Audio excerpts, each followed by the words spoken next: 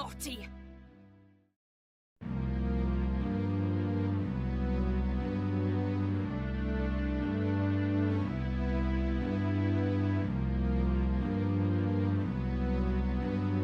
Don't forget me!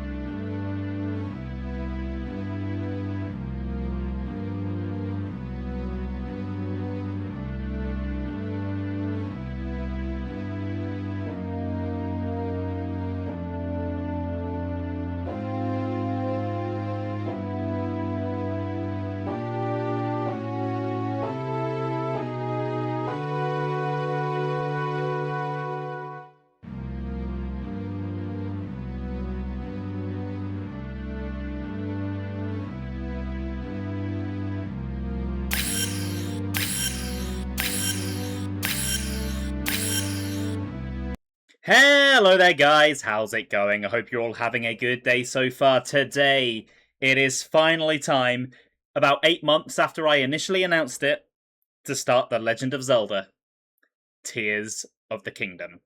So this playthrough is going to be a lot bigger than my recent Breath of the Wild redo. It is not going to be 100%, but it is going to be close, I guess. So I will be doing all main story stuff, so that is all of the temples, all of the memories, getting the Master Sword, beating Ganondorf, all of that sort of stuff. I'm going to be doing all however many shrines there are now. I was about to say 120, but no, there are more than that. There's like 150 something. I do want to do all of them because I want to talk about the reward. I will be trying to get most of the outfits. I'm saying most just because a lot of the ones in the depths are just like amiibo and DLC ones from Breath of the Wild. I'm not as concerned about them, but I would like to showcase all of the new ones at the very least.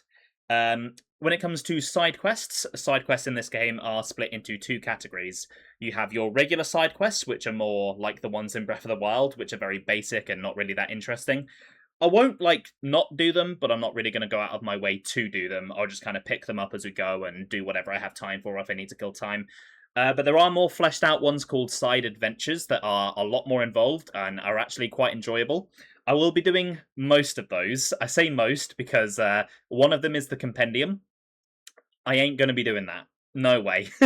I also won't be doing all the Koroks. Again, I'll just be finding the ones I come across because, my god, there are like 1,000 of them in this game. There's even more than in Breath of the Wild, and I don't want to do it again. And I also probably won't be maxing out any gear that I get because the grind in this game is even more annoying than it is in Breath of the Wild.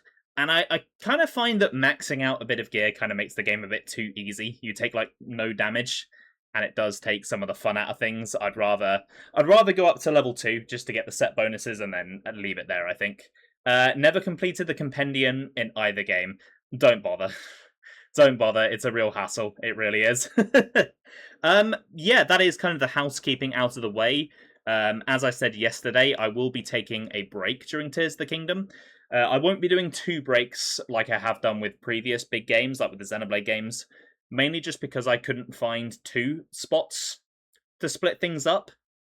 There are kind of 6 main dungeony objectives in this game, so I'm just going to stick a break right in the middle. We're going to do 3, take a break, come back and do the other 3. Seems like a straightforward way for me to do that. Hey, Gregor, welcome to the stream. How you doing today? I know what the break game is going to be. I have that lined up. Let's not worry about that for now, though. That's a ways away yet. I also do know the order that I'm going to be doing the dungeons in. I've spent a fair bit of time actually planning out how this playthrough is going to be. But once again, like with Breath of the Wild, before I even start, I have a complaint. Do you guys hear anything? Because I don't. Why are we doing this silent title screen bullshit again? I will say this one is a bit better than Breath of the Wild because the mural is cool. But why is there no music? What are you doing, Nintendo? What are you playing at? Where's my goddamn iconic Zelda theme song? Every other game has one. God damn it. Why did they not do that? This game has a great main theme. Why is it not on the title screen? Yeah, if the Ocarina of Time remake does not have its title theme, I'm going to riot. So Sam said, is there actually any reward for doing the compendium, or is it just the satisfaction of completionism? I think it's just the satisfaction. I don't think there's any actual reward for that. Right, anyway. Shall we jump into things? I think I've rambled for long enough. Hey, Car Keys, welcome to the stream. How you doing today? I think it was good in Breath of the Wild, but this might be a bit of sequelitis. I don't even think it was good in Breath of the Wild. I don't think it was good in either of them. I like title screen music. Hey, Sap, can't stick around, but want to see the first bit. Cool, well, it's good to see you here for as little as you will be here for. Hope you're having a good day. Let's go.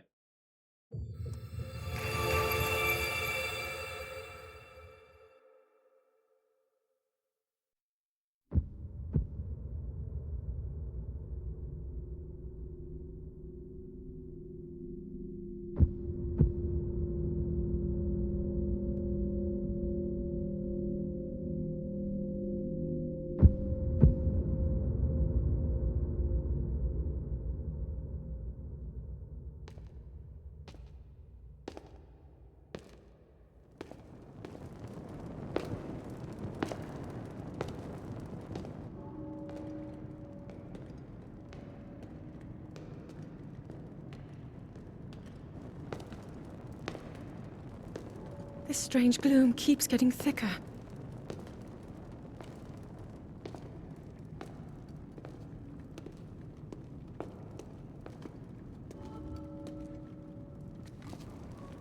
We've been descending for a while now. These tunnels are deeper than I thought. What could be down here?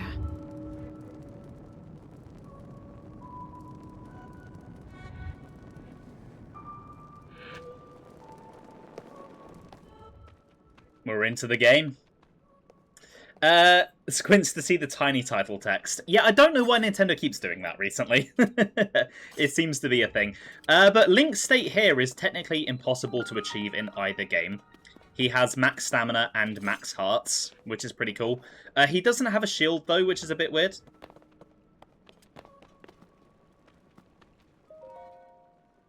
I never imagined this was all deep beneath Hyrule Castle. Anyway, welcome to a cave. Is this a new game? No, this game has been out for about 3 years now. I very rarely play new games.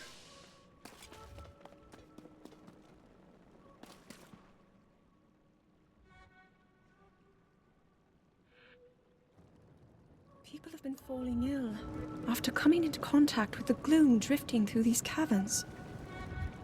Though here it seems almost misty and not concentrated enough to harm us. We'll keep going, with it coming up from beneath Hyrule Castle.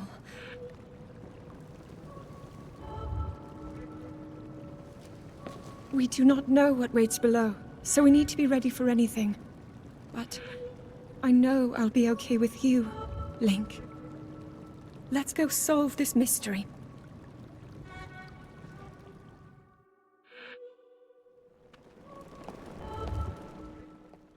Yeah, Zelda, you'll be fine. Nothing's gonna happen. Uh-oh. Breath of the Wild is the new one, no. No, Breath of the Wild is about 9 years old. That came out in 2017.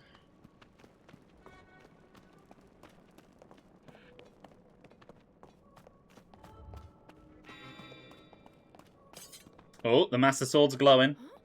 Link.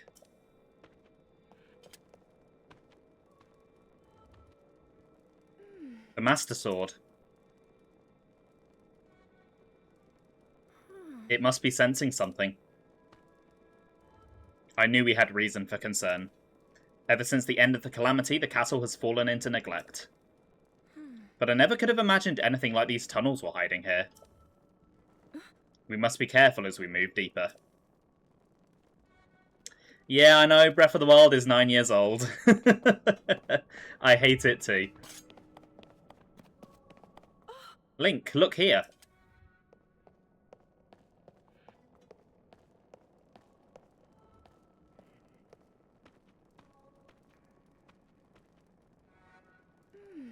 These are ruins from an ancient civilization.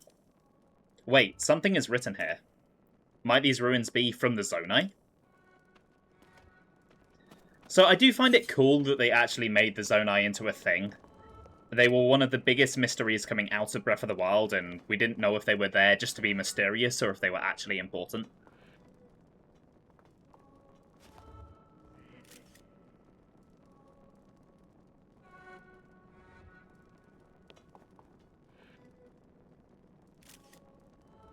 Just gotta let Zelda take her photos. These carvings. I'm sure they're Zonai in origin. I've seen designs like this in my studies. The Zonai are said to have lived long ago, in the time of earliest legend. They possessed godlike powers and had a prosperous civilization in the sky. Many history books tell us about the Zonai, but none gives us the full picture. Much is still unknown about them. Personally, you believe they aren't real. Yeah, this is all fake. Those statues there.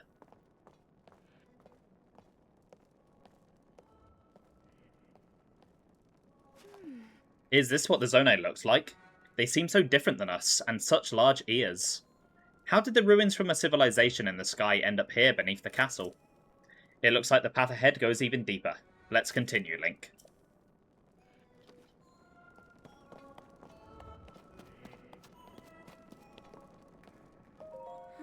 The ruins we're seeing down here. I'm certain this all must be from the Zonai civilization. I'll be curious to see if the Zonai remain important going forward. Or if they're just going to be a thing in this game. Hey, enemies!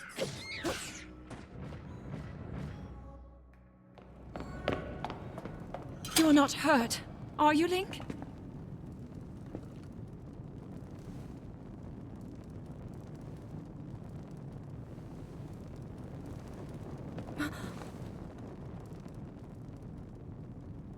Look at these murals.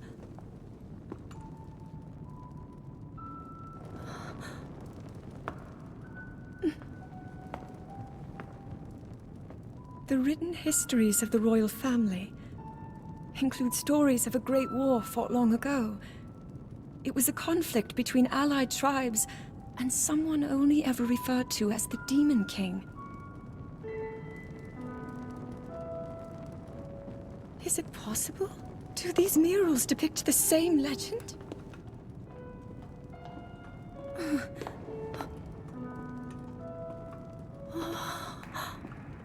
This is similar to the statues we saw earlier, a Zonai. And these figures look like Hylians. This depiction certainly suggests that the Zonai descended from the heavens.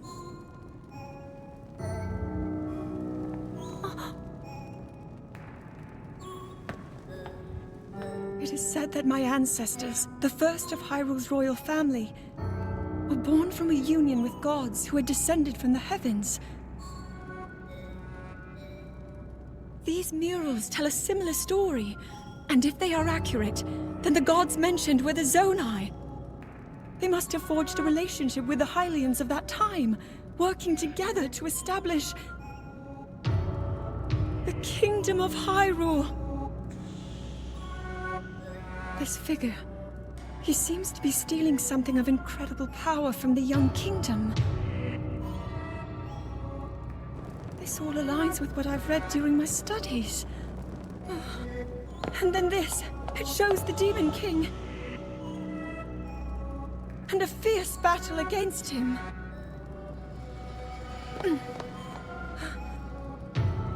If the creature depicted here really does represent the Demon King, then...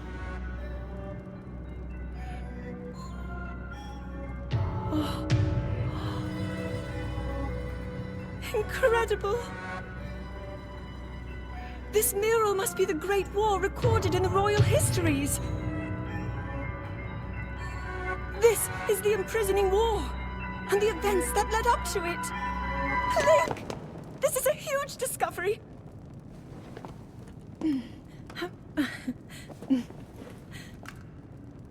All right then, now to use this invention of Pura's.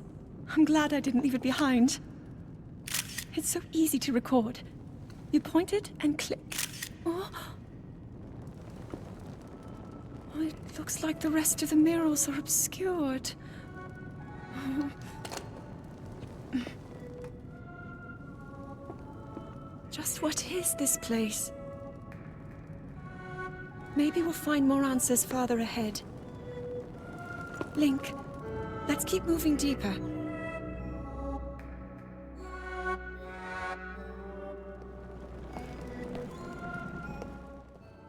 So first of all, I love how excited Zelda gets about this.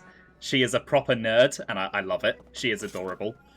And while I'm talking about Zelda, I love the new designs for Zelda and Link. Link's is kind of okay. It's his Breath of the Wild design, but a bit more armoured, which is, you know, a fair enough improvement. But I really like what they've done with Zelda. I think the shorter hair really suits her. I think the cape suits her well. She looks cute.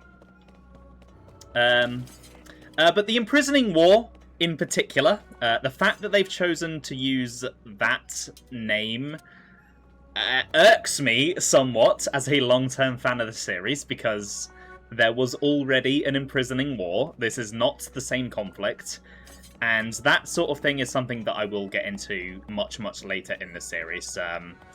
Tears of the Kingdom kind of takes a big fat old dump over existing Zelda lore. I don't mind it because I do enjoy the story in this game, but I'd also kind of rather it didn't do that. Remember, these abominable rocks over these murals, they will come up again. For now, let's go deeper. Proper tents for something you're not usually into. Yeah, they do really like to build up the tension here. I think they do it really well. I can't tell you how excited I am. The murals down here, their images support so much of what historians have written about. Zelda likes harmless references.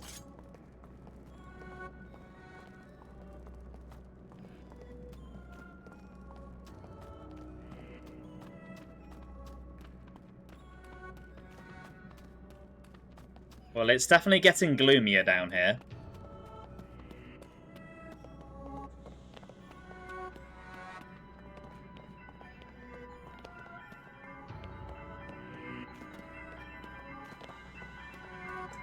And would you look at that? There's something spooky up ahead.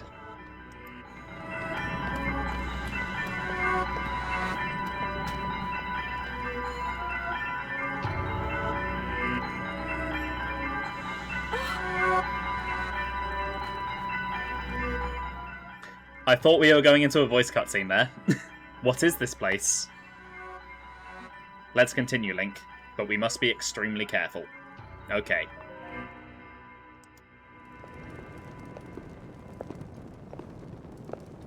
What is that?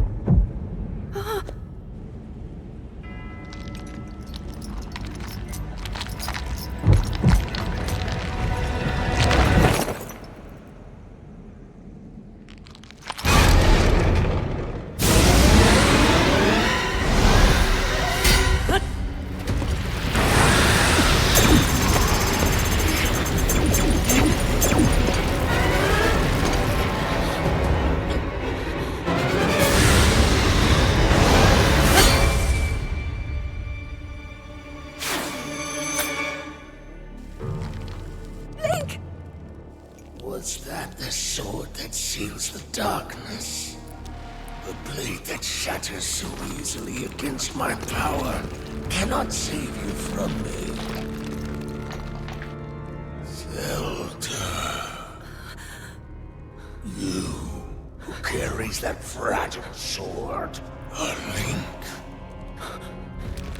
Raru placed his faith in you. And that was all you could do. How do you know our names?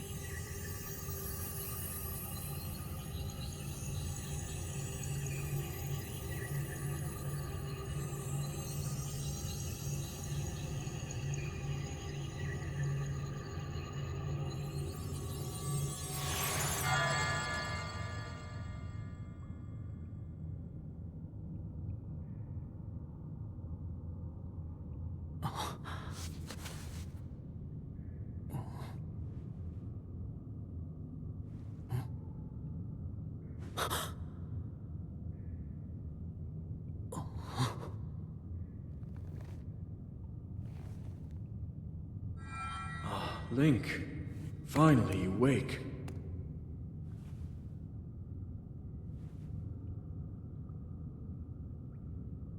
I've heard a great deal about you from Zelda.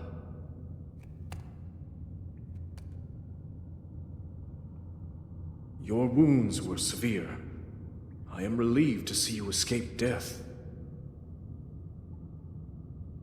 Your arm, however, was beyond saving. I had to replace it, lest the injury endanger you further.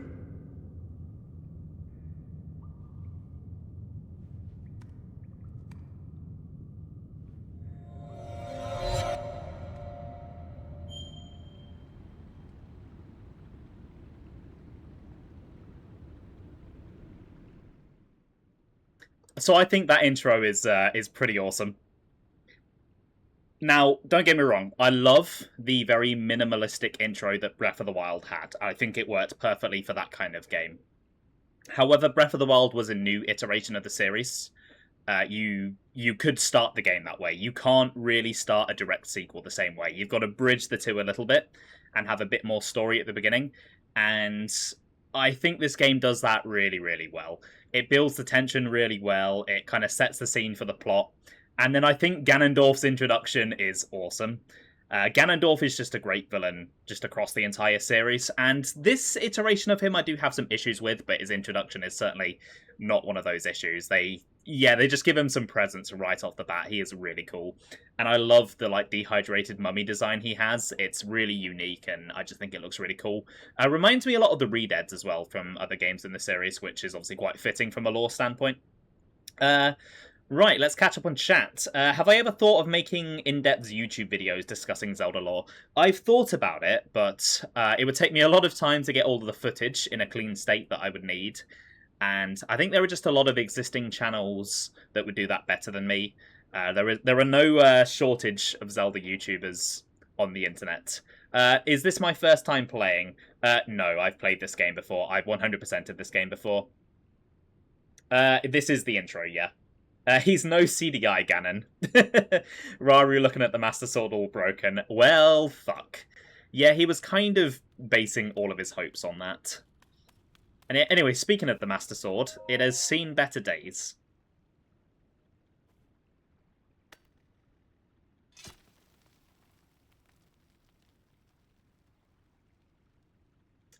Now, considering Skyward Sword, there should be potentially some severe consequences for this, but I suppose that was thousands of years ago.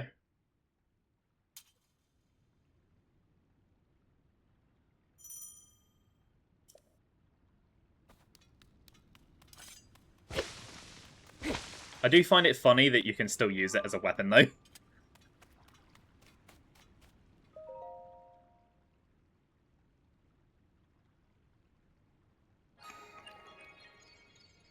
But yeah, Ganondorf coming back is just really cool. The last time that humanoid Ganondorf was seen prior to this, aside from Hyrule Warriors...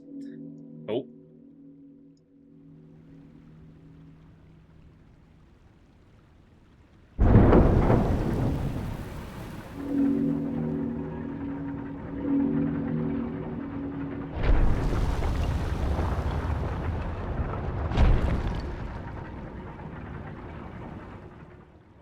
Okay, again, I thought there was going to be some voice acting there.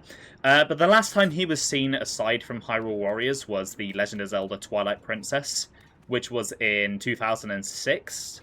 So he hadn't been seen for almost 20 years at this point, and he's meant to be the main villain of the series. So, yeah, seeing him again was pretty exciting. It's a really long sword. Half of it is good enough. It'll do for now. It'll do for now. Of course, we've got to get the climbing tutorial in here. And the diving tutorial, that's also very important for this game.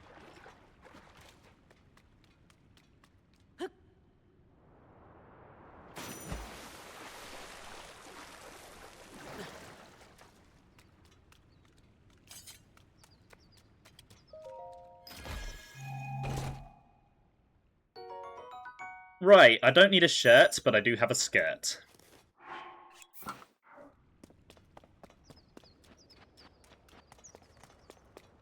Right, here we go. If you've ever played Breath of the Wild before and you haven't played this before, you can probably guess which moment we're about to recreate.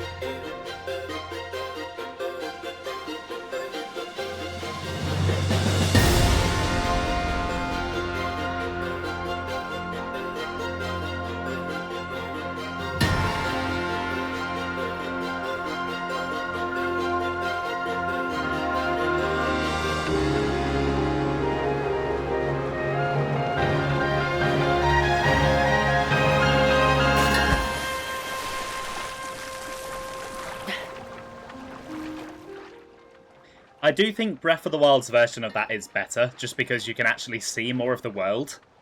A lot of it is obscured by clouds here, but that is still a really cool moment. I love the music, and actually being able to control Link as he dives is really cool. Also, dragon. There's a dragon over there. Why didn't Link just do that earlier when Zelda fell? Is he stupid? Right, let's grab a proper weapon then.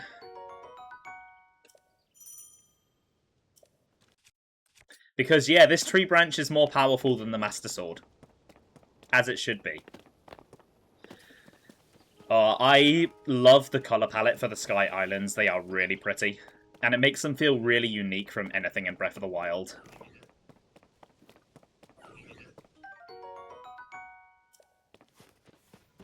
I love that the tree branches are also different up here as well. It's a nice attention to detail.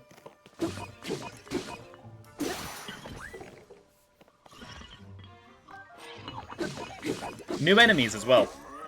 These are soldier constructs. We'll learn a bit more about what constructs are later. This does look nice, right? Yeah, it does, doesn't it? I love the architecture of the Zonai as well that you can find up here. It's just really unique to anything else in the game.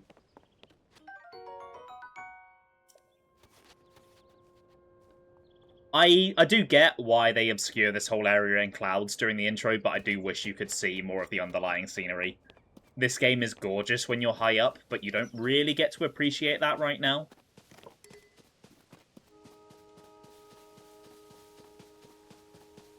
Reminds you of the Ancient Ruins and Slime Rancher. And that is a game I need to play. I've been wanting to play that for a while.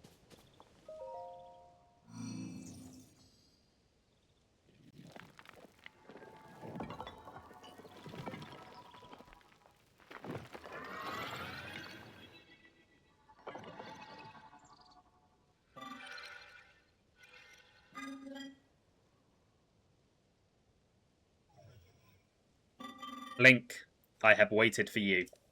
Princess Zelda left something for you in my care.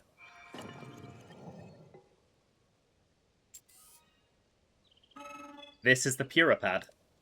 I am told it is an invaluable tool that will provide you with direction. We had a Wii U gamepad in the last game, and now we actually have a Switch. We're going up in the world.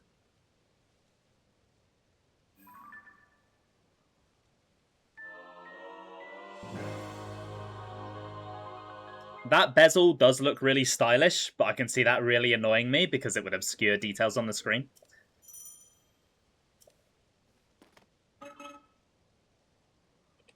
I received it from Princess Zelda. I have now passed it on to you. My records indicate that Princess Zelda is waiting at the location marked on its map. My message has been delivered. Where am I? We stand in the Garden of Time. The Temple of Time is visible from here. It was used in the distant past. Many rites and ceremonies of the kingdom were held there. but no more. Now it is a lonely place no one visits.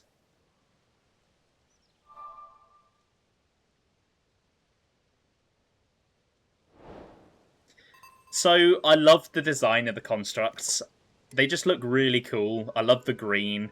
I love how they look all like a mix of Aztec and like Japan styles. I love like the floating energy going through them. I do have a theory for anyone who has played Skyward Sword. I think that the robots in Skyward Sword are Zonai constructs, because they have the same kind of glowing energy thing. They've got big hands like these guys do. And the Zonai were an ancient technological race. The robots were built by an ancient technological race. I think it just makes sense. During that intro, was there a time jump? All will be revealed in due time. Although for Link, it's maybe been a few hours, I'll say that. I suppose if she's the one developing the software for it, though, she can design it around the screen's shape. I suppose, yeah. She went for form over function. Nintendo might just be into I can never say that word. Yai robots. Oh, that is a very satisfying noise. The Sheikah sound effects from Breath of the Wild are iconic, but I do think I prefer the Zonai ones. I don't know, there's just something about them.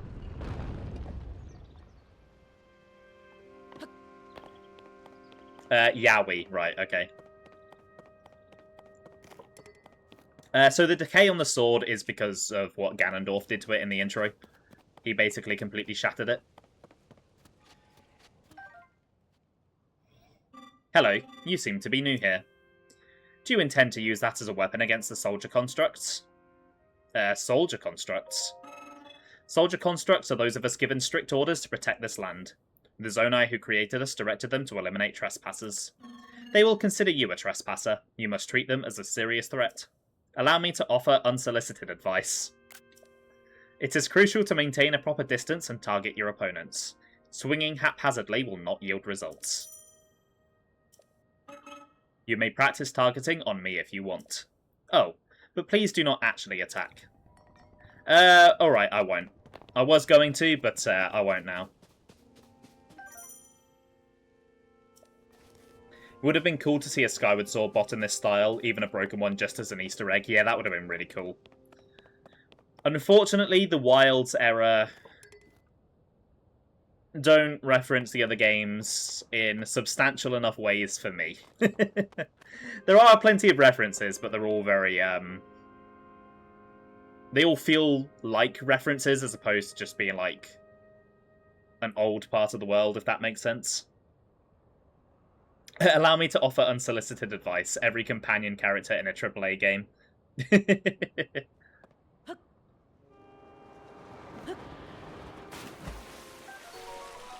I caught a frog.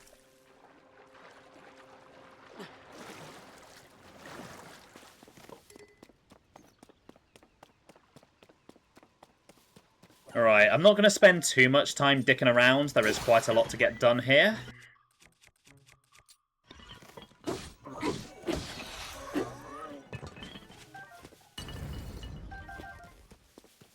Plus, there's not really too much that we can actually do right now. You want references to past Zelda games? Here's Majora's Mask in a random chest. Big the Cat 1998.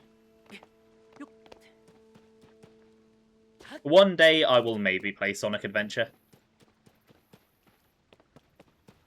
You don't like unsolicited advice? You're going to scour this robot from history in your mind. Yeah, he reminds me of a certain other Zelda character who would give unsolicited advice. Oh, yeah, I forgot about these things. I love these ostriches. They're so derpy looking. Can I actually get up here right now?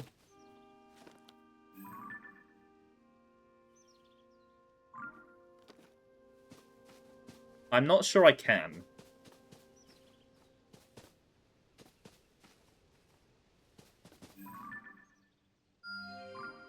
I'm just going to mark that for later.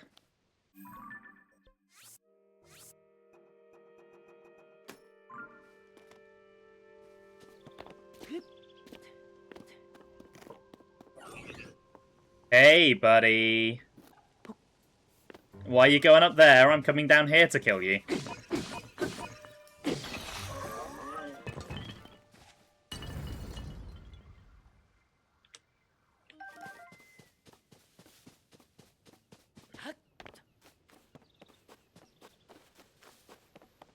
Oh, there's another one over here. Oh, there's two.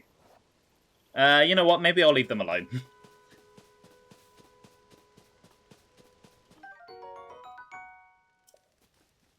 Ah, I roasted that.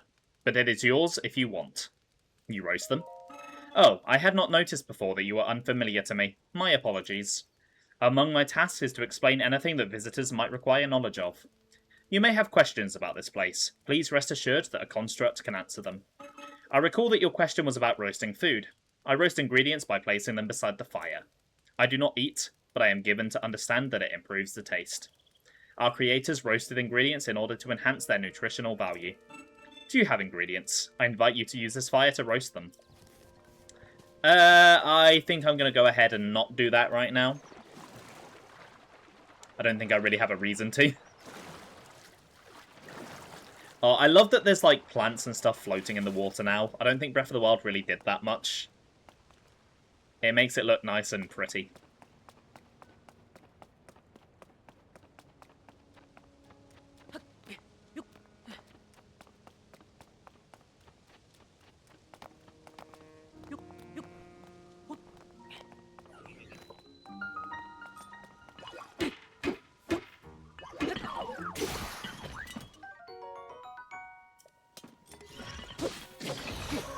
I'll take your shield as well. I was moaning about Link not having one. I suppose there was only so much that Breath of the Wild could do, considering it was on the Wii U. True. Although I still find this really impressive, considering it's on the Switch. They worked like genuine black magic with this game.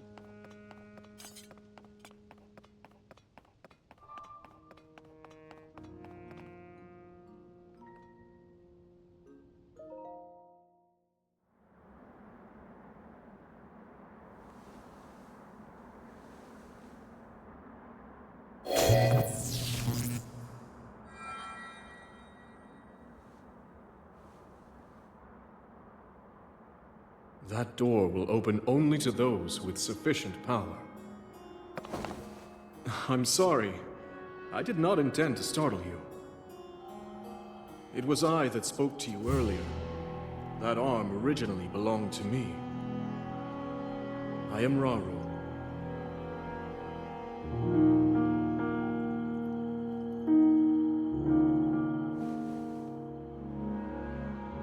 Forgive me for appearing to you in this manner.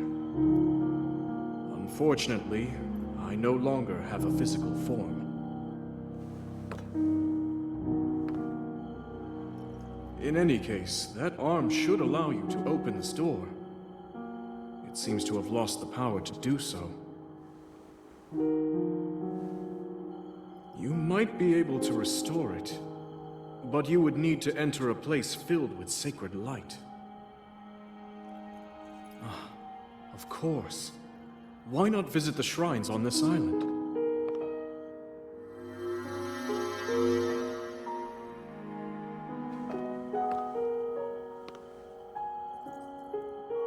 The shrines. Yes, I'm sure they are the key.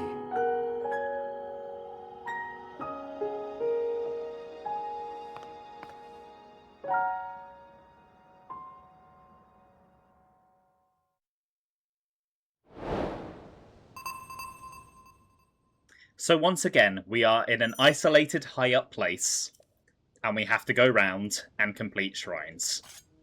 Yeah, they have a formula, they know it works, they're doing it again. Right, and I also have a bit of a formula.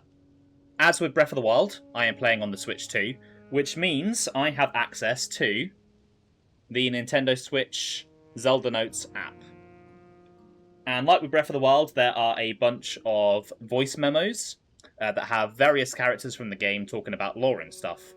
Here in the Sky Islands, Raru is the one delivering these, and like with Breath of the Wild, I'm not going to show off all of them, but I'd at least like to listen to some of them, because some of them do have genuinely interesting things to say. So, let's see what he has to say. Guidance activating. I always do that. I press the wrong Proceed a note. short distance I don't want the guidance. I just want to Guidance listen to it. deactivating.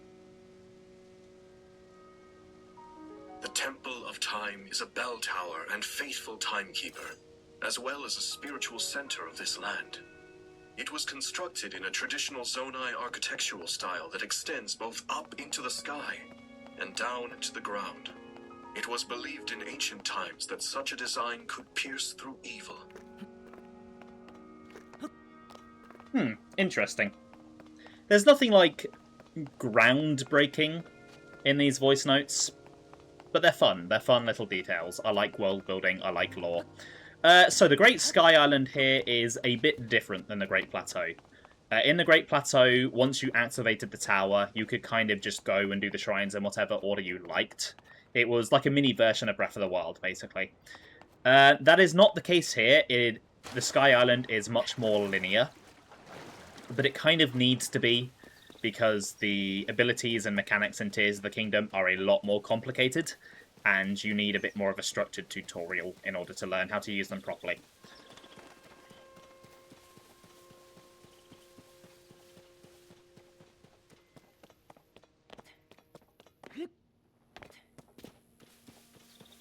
Anyway, now we've heard some voice acting. You may recognise some of the voice actors in this game. Raru there is voiced by Chris Hackney. If you're a Fire Emblem fan, you should recognise him as the voice of Dimitri. Fantastic voice actor, by the way. If you haven't played Fire Emblem Three Houses, I definitely recommend it. It is a fantastic game. And then Ganondorf is based by the one and only Matt Mercer, who is in fucking everything.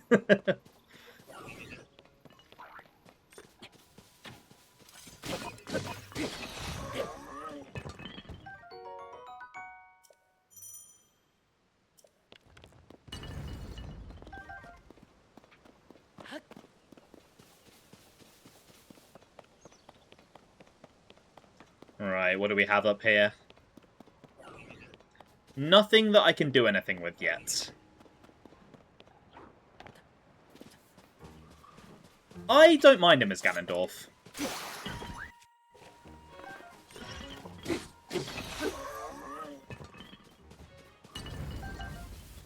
But I don't think he's, like, groundbreakingly amazing. I think he's fine. He's imposing enough.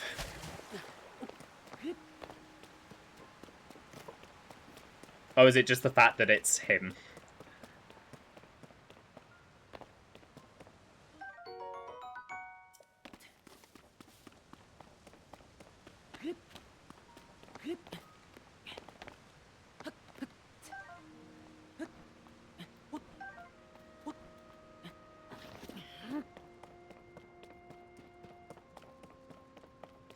Oh my god, look at that sunset. This game is absolutely stunning.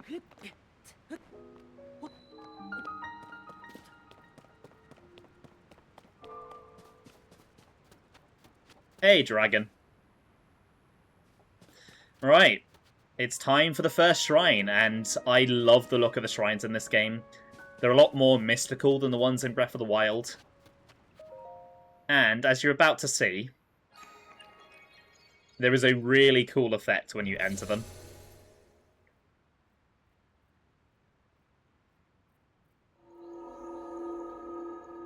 Like, you can just see inside them like that. I know it doesn't line up one-to-one, but I still think that's really cool. Like, that is an awesome effect. Now, I know a lot of people have issues with shrines coming back, and I know that I don't necessarily want to see them in the next Zelda game, but I think that anyone hoping for this game to not have them was kind of being a bit unrealistic. They are part of the Breath of the Wild formula, and this is Breath of the Wild 2.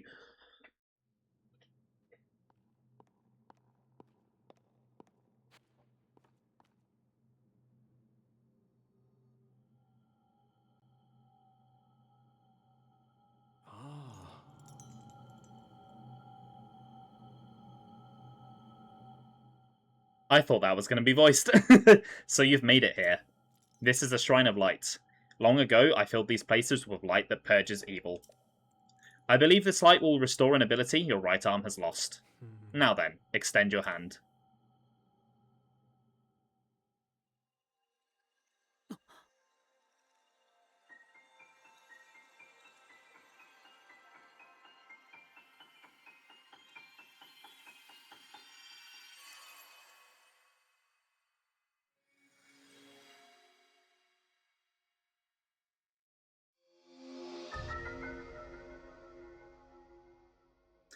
Right, I'll talk about Ultra Hand in just a moment. This is the Ultra Hand ability. It allows you to move objects freely and attach them to other objects. With it, you will be able to build a great number of things. Really, anything you can imagine. Use your Ultra Hand and receive the blessing from this shrine.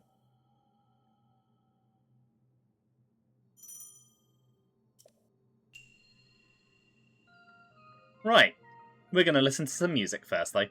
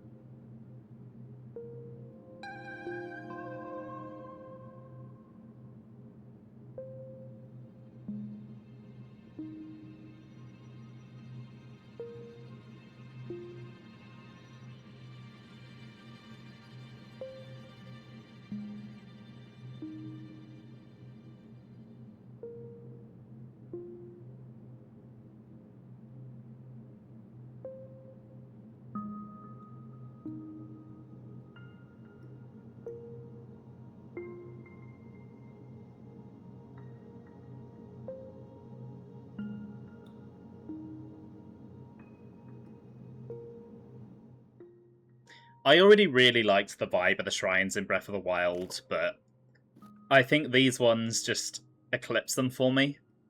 There's just something so calming and ethereal about it, and I really like it. It's nice and relaxing music. And I love the look of the shrines as well. They're just so unique compared to any other game I've played. So Kaki said, prominent and famous white voice actor picked for one of the biggest and most famous non-white characters in his first fully voiced appearance comes off a little weird.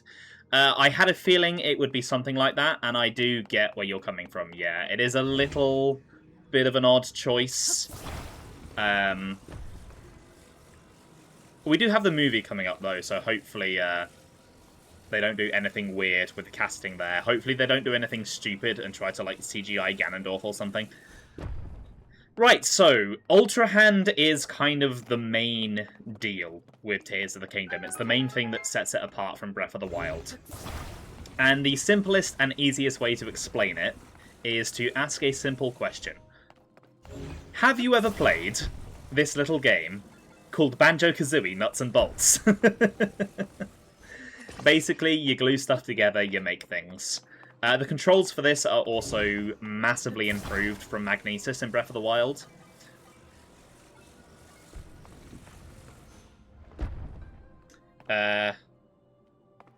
Someone less known would have been good, like, give an unknown a chance. I feel like they did give more unknowns a chance with Breath of the Wild, whereas a lot of the voice actors that have come in for new characters in Tears of the Kingdom are extremely well known.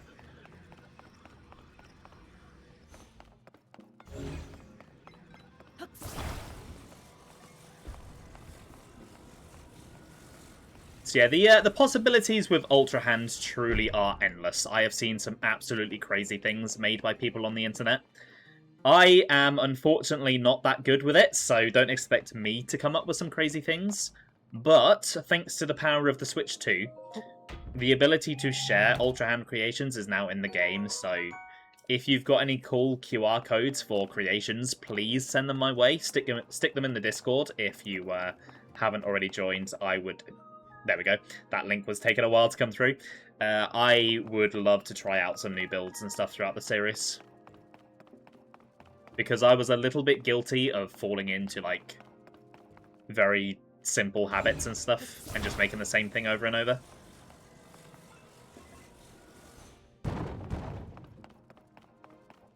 Right, so I think that up there is just meant to tell you what to do here.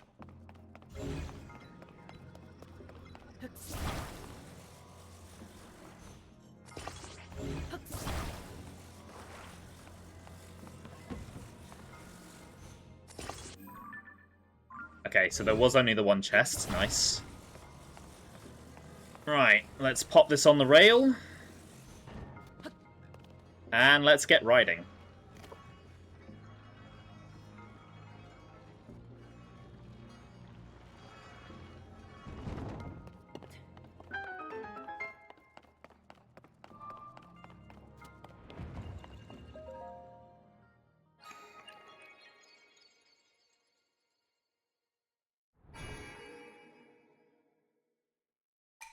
You have done well to reach this place.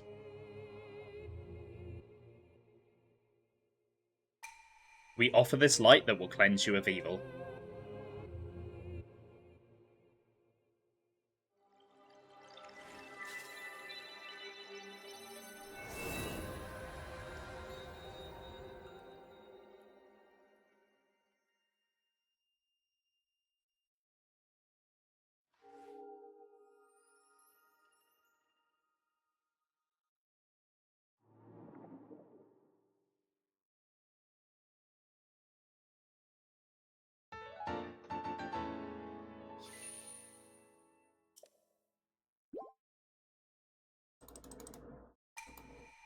May the light of blessing grant you the strength you seek.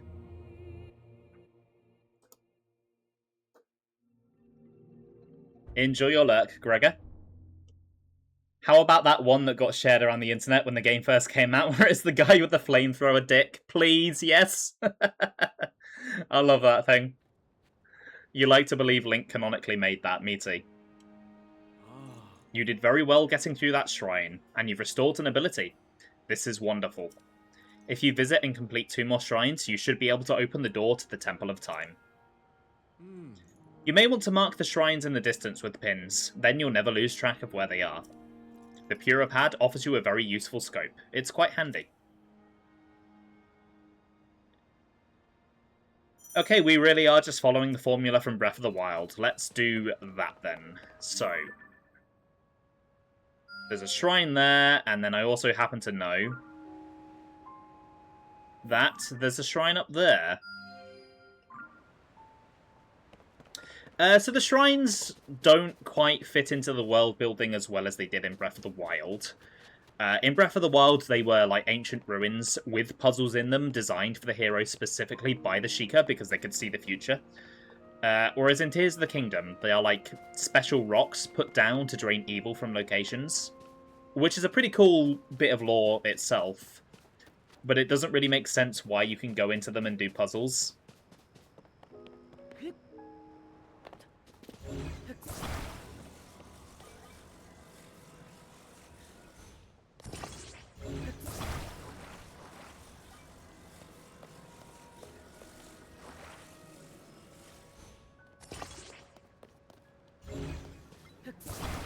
Alright, so let's make a bridge across.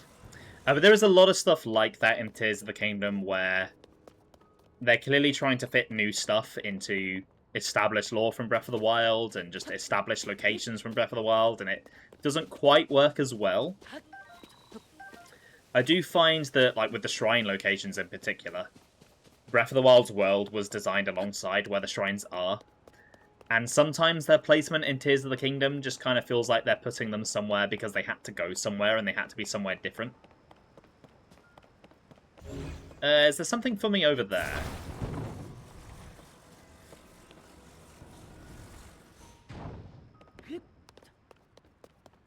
Now that's not really an issue up here in the Great Sky Island, but once we get back down to Hyrule, you'll be seeing it a lot. This game sharing a world with its predecessor is both a blessing and a curse.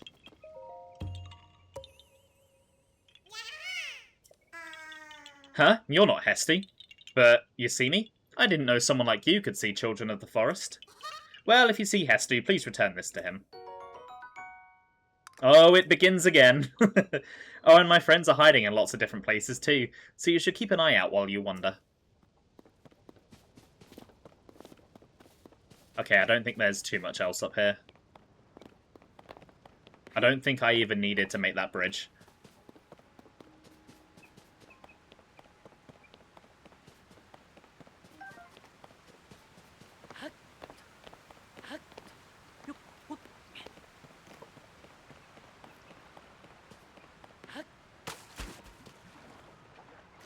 So when I streamed Breath of the Wild, I had initially planned to do the Great Plateau in, like, have the Great Plateau be a stream in its entirety, and then it ended up taking, like, half a stream, and so I did some stuff after. The Great Sky Island, as you can see, is a bit longer. I'm already an hour in, and I've only done one shrine, so I am fully expecting this to basically be all of the stream. Maybe we'll have some time for some stuff after, maybe not.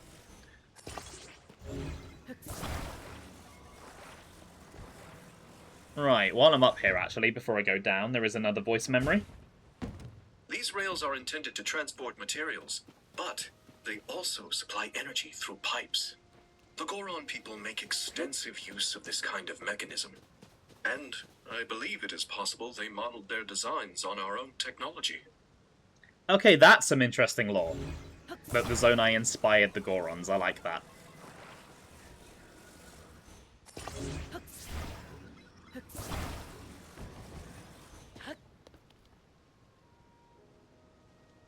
Are we moving? I don't think we are.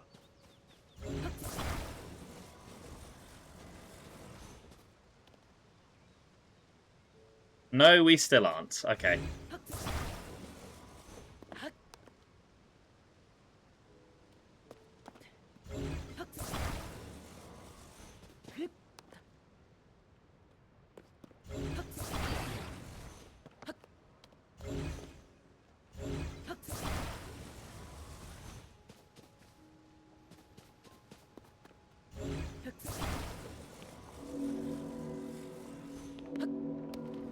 Okay, here we go. This feels very precarious, but it's going. This is kind of the fun with this game, though. Sometimes you end up doing some really stupid shit like this. It's one of those games where sometimes it's more fun to be bad at it. Oh, hey, Raru. I see that they're still at work even now. We originally created the constructs to assist in our endeavours. All of us were fond of them. I never imagined they would continue to carry out their assigned tasks to this day. The fact that their labour no longer serves any purpose, yet they perform it still. It is disquieting to me.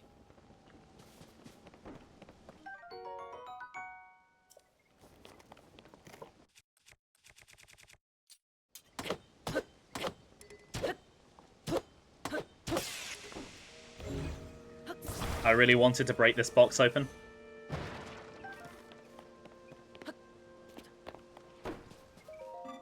Fix your gaze forward. Face it head on. Pardon me. I was absorbed in my woodcutting. Are you here for woodcutting too? Woodcutting. Woodcutting is the practice of chopping down trees to create logs. Logs can be combined to assemble platforms. You can also chop them down further to make wood. Lumber has many uses. That is why I come here daily to chop wood. And yet I still find it difficult to chop them down in the intended direction. That is why you may have heard me muttering to myself, fix your gaze forward, face it head on. I apologise. I have been rambling for some time. There is an axe I no longer need over there. It is yours to use if you want to do some wood cutting.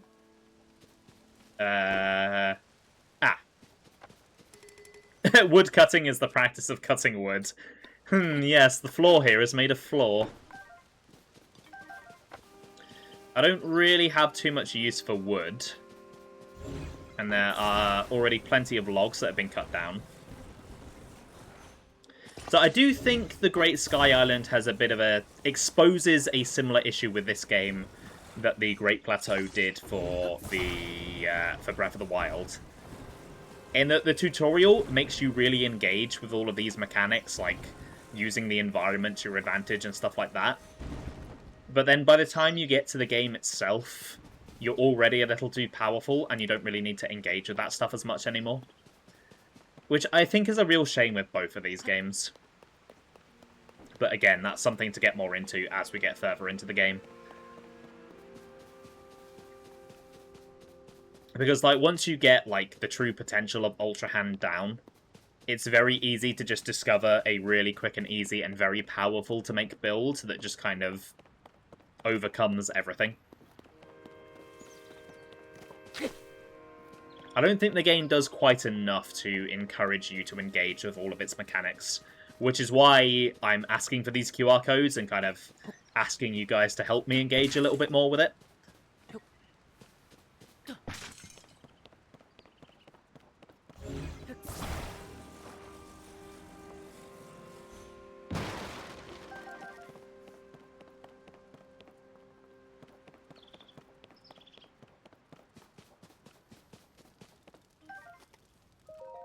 Shh, quiet. I am engaged in hunting. Hunting? Yes, I hunt wild creatures that inhabit the forest. I do not remember seeing you here before. We constructs fulfill several roles. One is to provide any necessary explanations to newcomers such as yourself.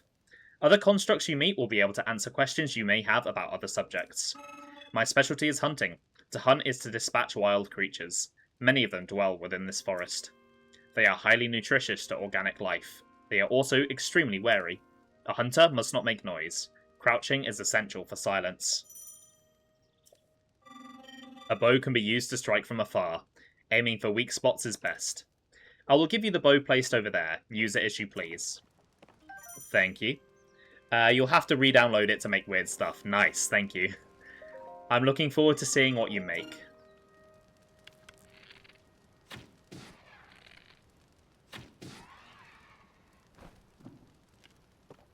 I got me some meat.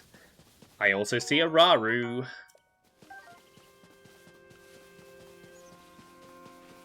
You get to live. I feel too bad for already killing one of you. I can't do it again. I love this view of the Temple of Time. I always took a moment to appreciate it whenever I passed by here. The Garden of Time was quiet. The only sound to be heard was the time bell ringing in the mornings and evenings.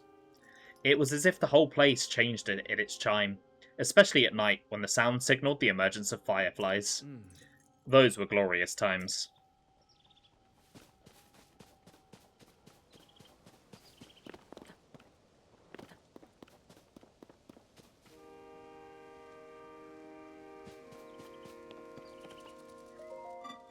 My next batch will also be tasty.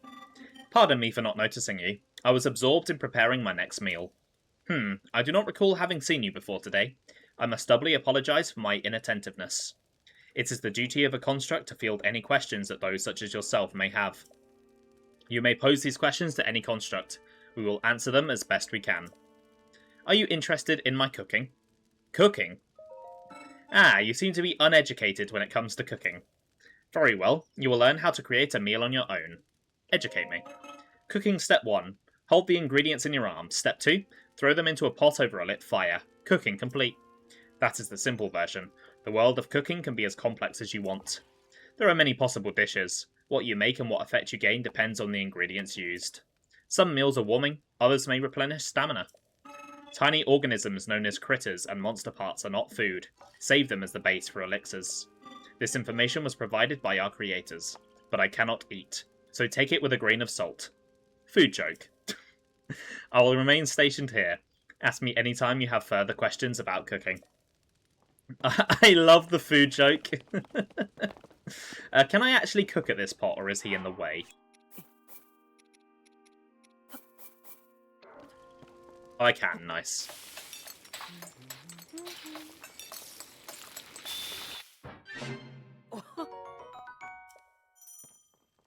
So, a nice addition to this game is they've actually added a recipe book.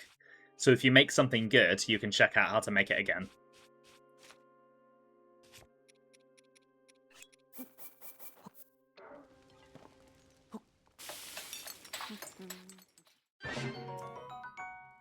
You don't like how easily missable the cooking tutorial is in both games, considering how important it is. I think both of these games do allow important information to be missed quite easily. Which, I mean, I get, because, like, the point of the games is that you're meant to just do things your way and do things in any order, but, yeah. There is some stuff that perhaps should be taught to the player a little more directly.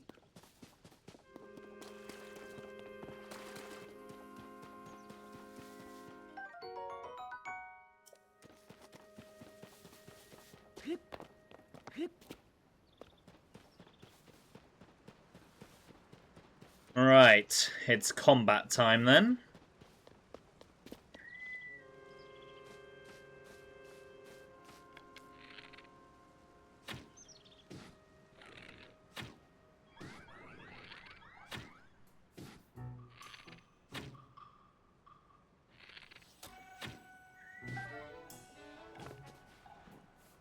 Hey down there. Ow, fuck.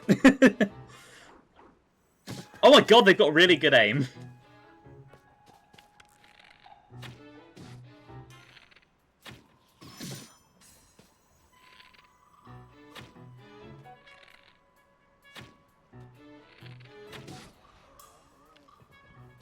Okay, that's 2 of them down.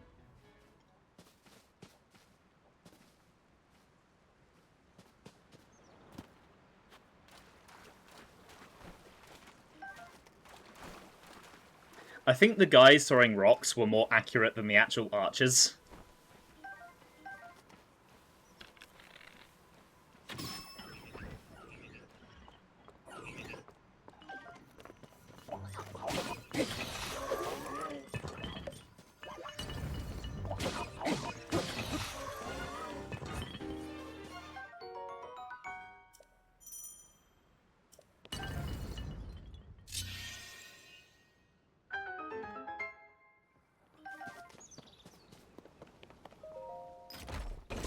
Anything good for me? Nice.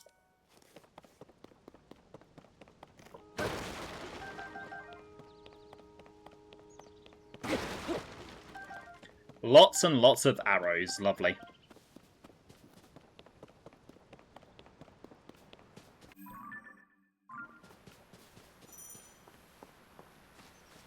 Oh, here we go. So, if you've seen anything of this game on the internet, it's most likely to be these little guys over here. This is a new type of Korok puzzle designed to be used with the Ultra Hand. You basically have to transport them to their friend. And the internet has done what you'd expect and done many, many horrible things to these poor little guys. This is awful. Where's my friend? Huh? You can see me. I'm a Korok, one of the children of the forest. I was travelling with my friend, but we got separated. My friend is sending up a smoke signal. I can't wait to catch up. I'm so tired, though. I can't move.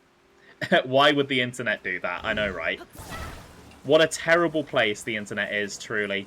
Harming a poor, innocent little Korok.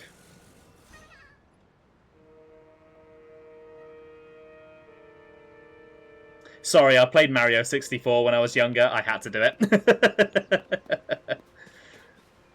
These are friendly little guys that gave you gifts in the previous game.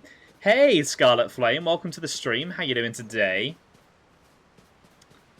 Thankfully, the Korok is okay. So I'm just going to pretend that I didn't do that intentionally.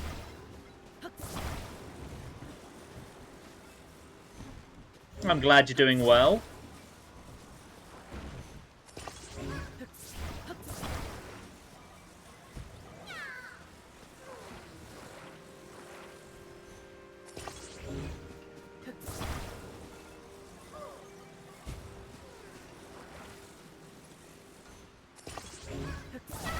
Right, let's give him a really good seat.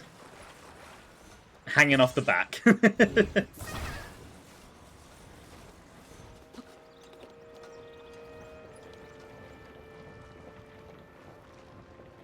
He doesn't seem to mind it. He looks pretty chilled out.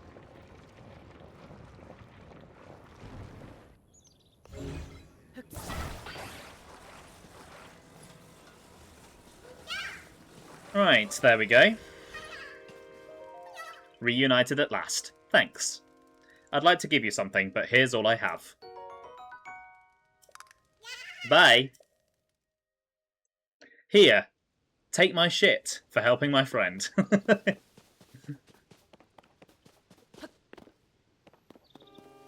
I'm not even kidding, that's literally what it is. You will admit to always giving them a seat with a view, but not to inhumane torture. Aside from the one in my intro, because I thought it would be funny, I usually don't torture them. I feel too guilty if I do. It's magic poop. Oh, that makes it all better.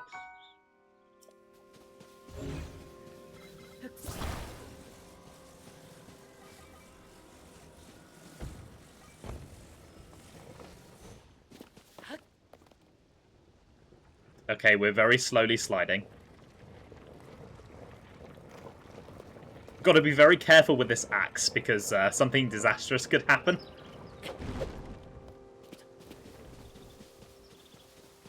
I learnt that the hard way when I first played this game. I tried to activate a wooden Zonai device with an axe, and I destroyed my vehicle. Not sure why Banjo Nuts and Bolts is in Zelda, but you guess it's cool. Yeah, I don't know why it is either, but it is much better here than it was in Nuts and Bolts.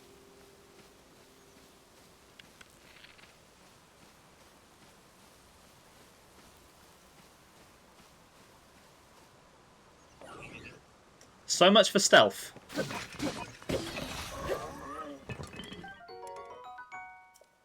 I would like a thick stick.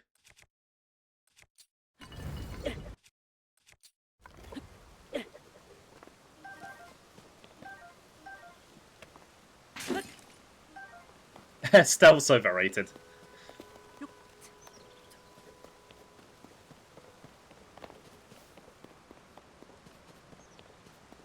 The nuts and boltsification of Zelda. 3-hour essay about nothing. I would love to watch that, Car Keys, so if you could get making it, please. I'm waiting.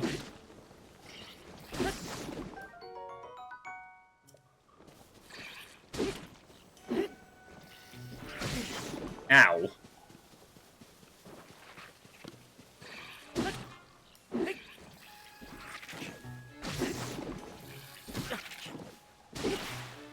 I'm getting bullied by slime.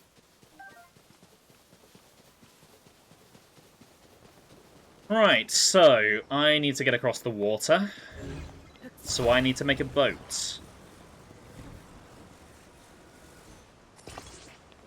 And you know what? I'm actually going to put some effort in and try to make a decent boat here rather than what I would usually do, which is do that, stick a sail on, and call it a day.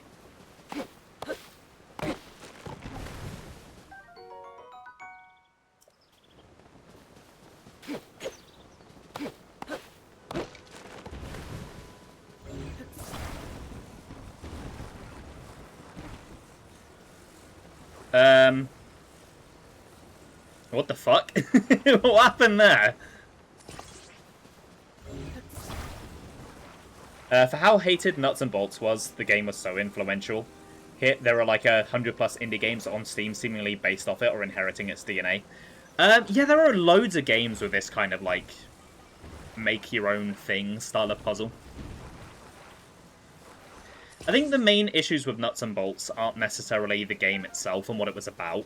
It's just that they transformed a series that already had very few games into that when it wasn't that to begin with, and then spent half the game's dialogue talking about how crap the old style was.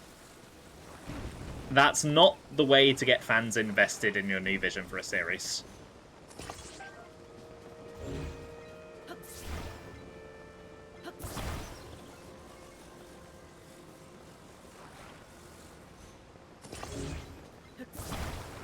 Right, okay, I'm a little proud of this boat.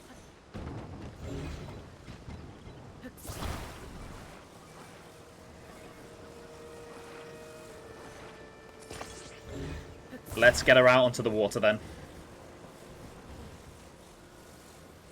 Pulling or pushing the thing you're standing on infinitely may just be something we can never remove from physics-based video games.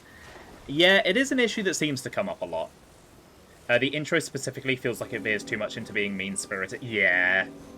Like, as much as I like to wind Joe up about Nuts and Bolts, actually watching through that game's intro, it was a bit like, yeah.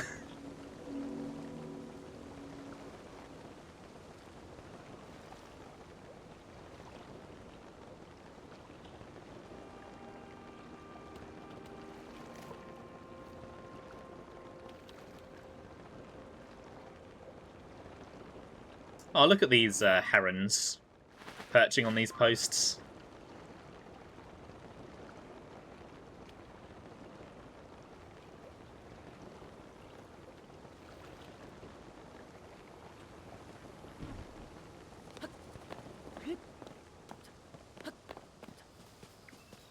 Oh my god. What a sunset. Question, how many streams am I going to spend gushing about how this game looks?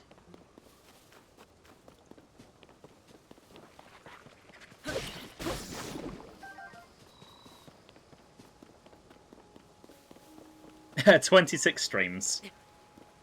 That's a pretty good prediction, because if I'm remembering correctly, I think my Breath of the Wild playthrough from 2021 was 26 streams. 67 streams. 2 streams. Yeah, I'm going to beat the game next stream. How many streams is this series going to be? Good question. I don't know. It's going to be long. Oh god, I missed some voice memories on the way over. Should we listen to them really quick? On occasion, constructs have been observed forming a line as they wait for an available charging spot. More interestingly, some will give up their place in that line to allow constructs with a greater need to recharge first. Were it that everyone always acted with such empathy. So the constructs are British. They cute. Our culinary constructs were imparted with knowledge of both cooking meals and concocting medicines. Though they have no taste buds, they learn to mimic the movements we make when tasting food. Even my sister, who gifted them with the ability to learn in the first place, was surprised by what they gleaned through simple observation. I feel like gifting a robot the ability to learn is a very, very bad idea.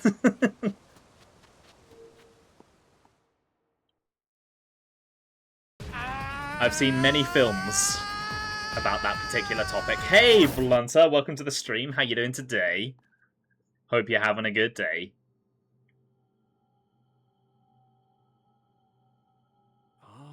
So you've made it here. Now then, extend your right hand.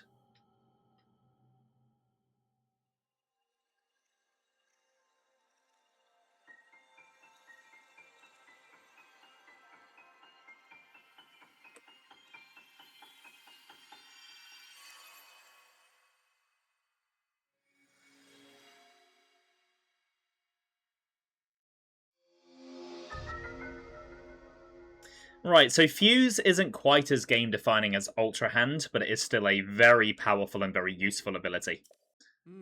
This is the Fuse ability. It allows you to fuse something nearby to your weapon or shield, thereby enhancing it. Why not pick up that sword just ahead and then fuse a nearby object to it? Use Fuse and receive the blessing from this shrine. Giving a robot the concept of taste, but not taste buds, seems cruel. It is a little bit, yeah. You teach a robot to learn, and then teach it to love. That is a very different kind of film. Is the Don't Forget Me redeem from the K-pop song? No. No. It's from this little game called Xenoblade Chronicles 2. Don't forget me! Right, so Fuse is really simple. You can take stuff and glue them to your weapons. It's kind of like crafting, but a lot more simplified. You can also do it with arrows, and you can fuse stuff from your inventory to it. And basically this gives a lot of otherwise useless items a purpose, which I really like. However, the UI for Fuse is, yeah, I mean, that's already quite long, and I'm at the beginning of the game. Just think about how long that's going to get by the time we finish.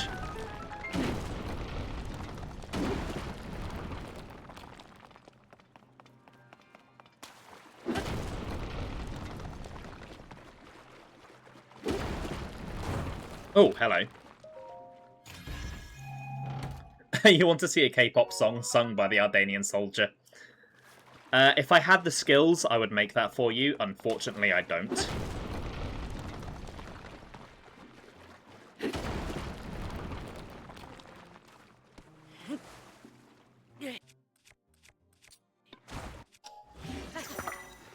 So, things like the elemental arrows from the previous game aren't in the game anymore. However, you can essentially make them yourself.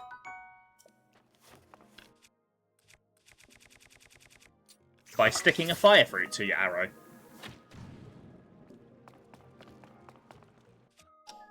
I believe you can also stick them to weapons as well.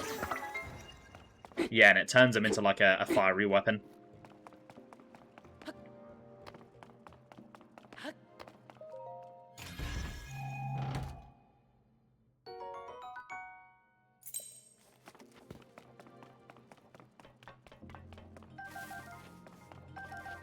So Fuse is an ability I'm kind of mixed on. I think the idea is really cool, and it can be used in some interesting ways. But a lot of the time, it does feel like, hey, do this thing from the previous game, but with extra steps. I noticed instead of having a daily check-in for 1 point, you have a please turn off emote-only mode redeem, which is possibly better, but emote-only mode is so much fun. I have that because I used to have it not be automated, and I used to forget to turn it off a lot. I could probably do a daily check-in, but I would have to get rid of one of my other redeems because I'm at the max amount for Twitch. Well, I will be when they're all turned back on. And I don't really want to delete any of the others.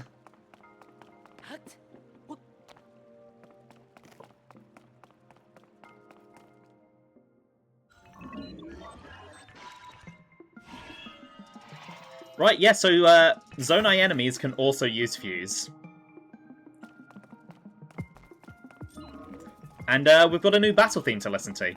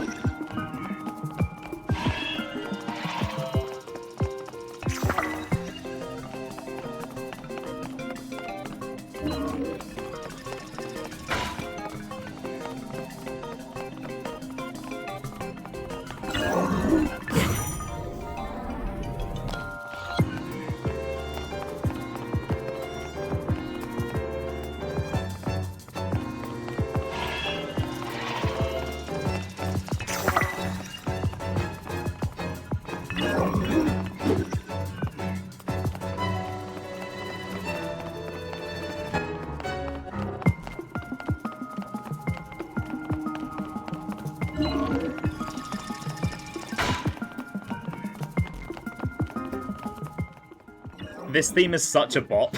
It is so catchy. I already liked the Breath of the Wild Shrine Battle theme. I like this one a hell of a lot more, though. This is a bit of an earworm. It got stuck into my brain for a long time.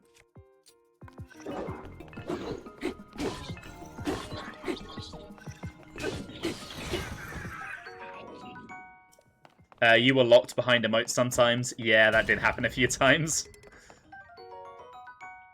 I am very sorry, Blunter. I will do my best to ensure it doesn't happen again.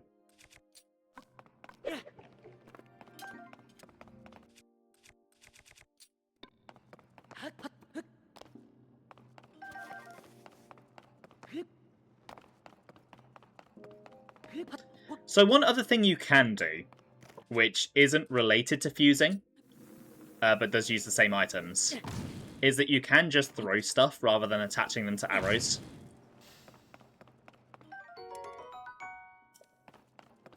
And I find sometimes that is worth doing so you don't waste arrows. Right, I would like the long stick, please. I feel like having something longer would solve all of my problems.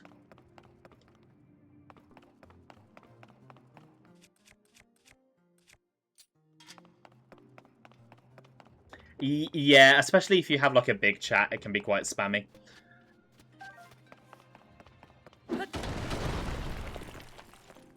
Not that I am blessed with a massive chat. Not that I have an issue with the size of my chat. I do like that I've got a bit of a tamer, smaller chat sometimes.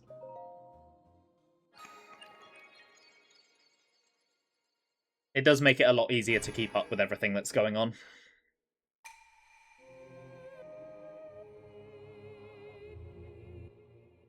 Yeah, exactly. Size isn't everything.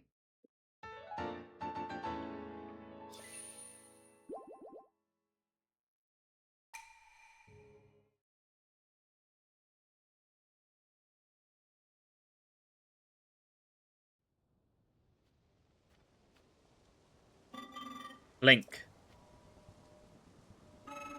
I came because there is something I failed to give you. Please take it.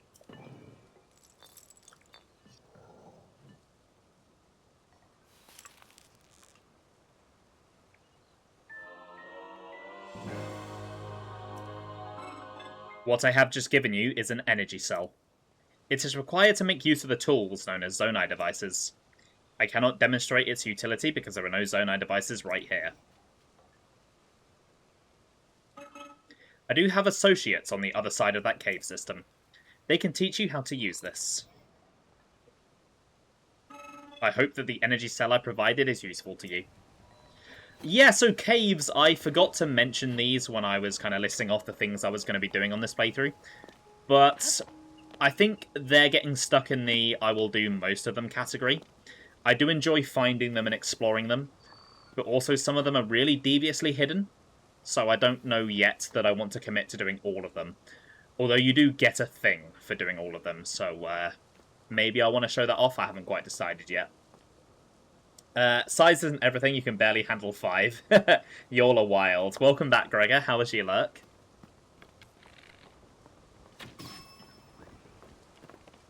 Yeah, I have always just enjoyed caves in games. I don't know why, because in real life I find them quite claustrophobic. And though, to be fair, I find them a bit claustrophobic, but I still like going in them. There's just something about exploring a cave that is just fun. And I do think it helps the world to feel a lot more deep and fleshed out and less flat. Also, yeah, constructs are not Ganon's enemies. So they will fight his monsters. Do I have the game for you? It's called Minecraft. Not a lot of people know it. Oh, I've heard of that game, yeah. I might have to try it at some point. Maybe, like, next Thursday.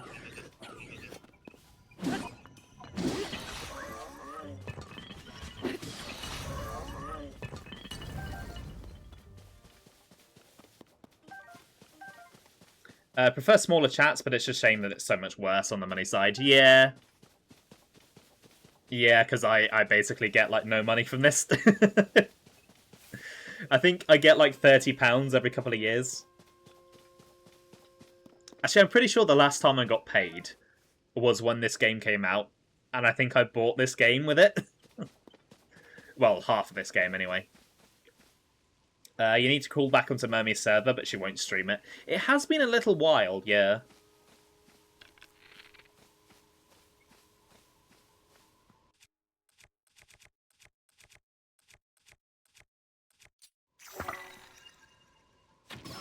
Yeah, I killed you with your own horn. What are you going to do about it?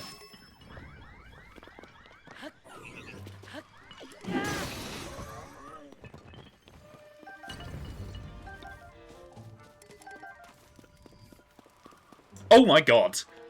you have a big stick there. It's like a proper paddle. Bloody hell. Spelunking IRL is one of the easiest ways for healthy people to die. Yeah. Yeah, there's a lot that can go wrong in a cave.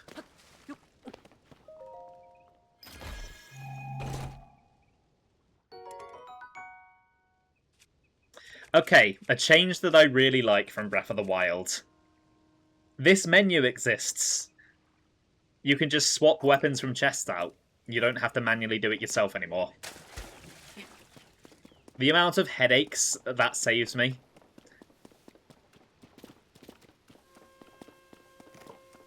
Shout out to the casual tutorial that just went up and spoke. I mean, I can show it off myself if you want. Hey, look, I can make wind. Spanking robot. I should make one of those.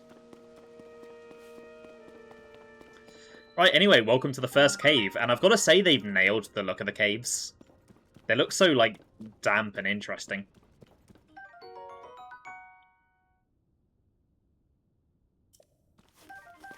Right, bright blooms are quite an interesting item, but I don't think that they're going to really come up much today. But you are going to want as many of them as possible.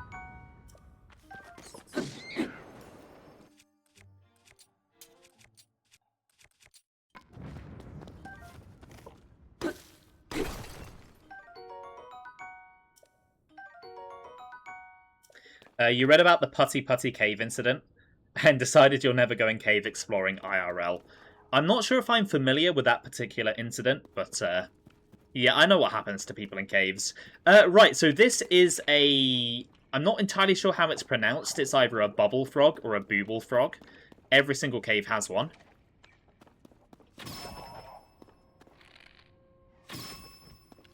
And you've got to do as much damage to it as possible. And when you do, you get a bubble gem, or a buble gem.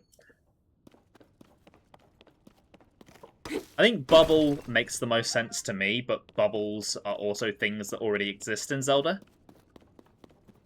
Spelled actually like bubble, rather than like how this is spelled.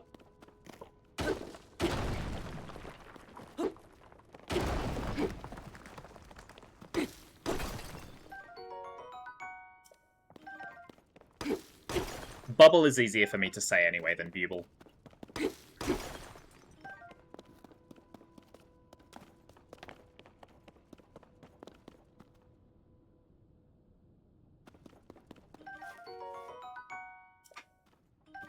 They spit bubble, so you're going to come to your own conclusions on that. That is true, actually, yeah. That is a very good point. It blows bubble, so I thought it was pronounced like that too. I did initially, but then I have heard it called buble in some videos, so it did make me like second guess myself a bit.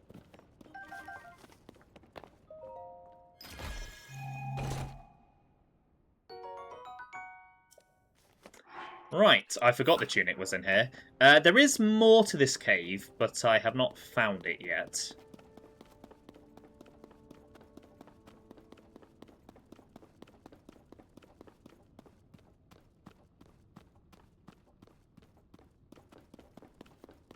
I think there is another corridor that I can go down. Unless I'm thinking of a different cave. Maybe there are two caves on the Sky Island? I can't quite remember. It has been a long time since I've done this game's tutorial. I've not actually replayed Tears of the Kingdom since it first came out.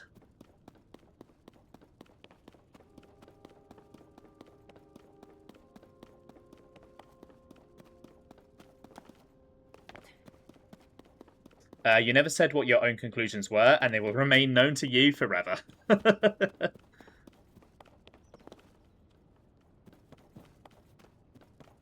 Yeah, I could have sworn there was more to this cave. Oh well. Oh no, I think there is one over there as well, actually.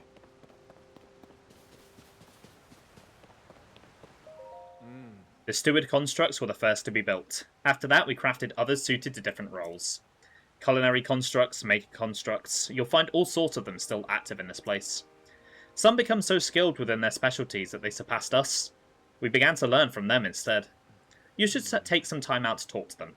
They can teach you many things you might not yet know. Thanks, Raru. I'll do that.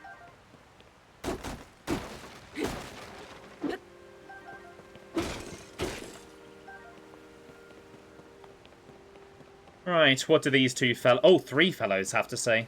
Probably one of your better no fast travel runs in a game, only a few times you needed to.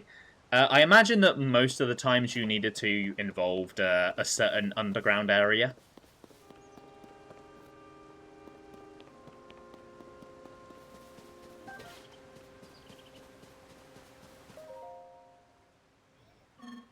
These river rafts are seriously damaged. They may be beyond repair. This could present a problem. The rafts are broken. The Zonai devices will be useless until they are fixed. Zonai devices? Yes, they are tools that we employ. Do you not know of them? They are necessities here. I recommend that you learn how to use them. Though I cannot teach you, I am occupied with figuring out how we can possibly make repairs. Ask the construct next to the fan for more information. The rafts for crossing to the other side are broken. Transportation is on hold indefinitely. This is originally where we send resources across the river. The only silver lining is that the Zonai devices are undamaged. Ah, it seems you do not know of Zonai devices. They are necessities around here. Allow me to explain. This green thing is called a Zonai device. The one you see here is a fan. You can produce wind on demand by striking it. They are self-evidently useful. We have a variety of Zonai devices for multitudinous purposes. Using Zonai devices does require energy. An external energy cell will be necessary in your case. Ah, you have one already. That is a relief. But perhaps a refresher explanation is in order. An energy cell stores the energy required to use Zonai devices. Its energy will replenish automatically while Zonai devices are not in use. Its capacity is not unlimited. Use the energy contained within wisely, otherwise you may run out at an inopportune moments. Pardon the long explanation. It does not change our need for a raft.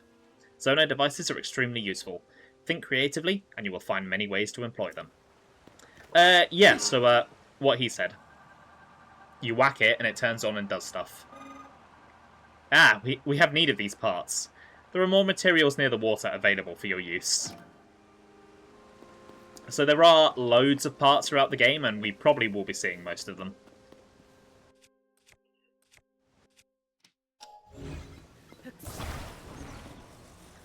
You can tell I've played Breath of the Wild recently because I pressed up to try and change my ability. It does irk me that they didn't keep the controls a little bit more consistent.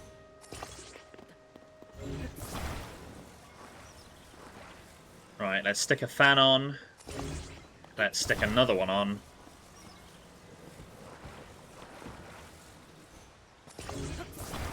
It still impresses me that both Ultra Hand and Fuse work as well as they do, and there really aren't that many bugs with them. Just the level of polish that this game displays on the Switch is honestly incredible. Like, I know a lot of other devs that I know were, like, shocked that they got this working. I mean, I was as well. Like, I dread to think how much work this all took. As much as a lot of this game is way too similar to Breath of the Wild, I can kind of see why it took so long to make.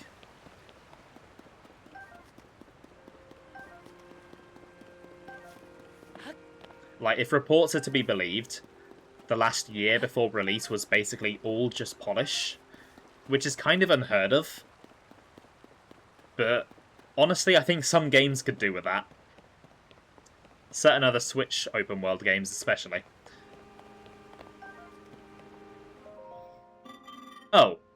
you going this direction? This mountain path is especially rugged. You must take your environment into account when travelling. I have developed guidelines for travelling this mountain path. Shall I tell you them? Sure. Very well. Fire is a crucial tool when travelling the mountain path. A fire can be used either to cook or to warm yourself. I recommend using flint as a fire starter. Place flint next to a bundle of wood, then strike it with a metallic or stony weapon. This is my recipe for fire. There are several other methods, but it is best to internalise the basics first. Would you like to hear about cooking? No. Look after yourself. Thorough preparation is everything.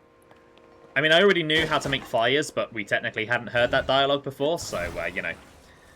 That's a common misunderstanding. The last year of development was for Polish. They had trouble translating it for Polish players. Good one.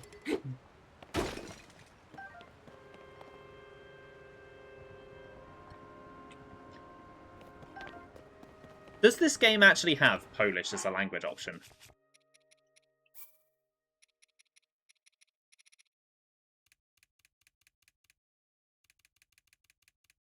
No, it actually doesn't. Alright then.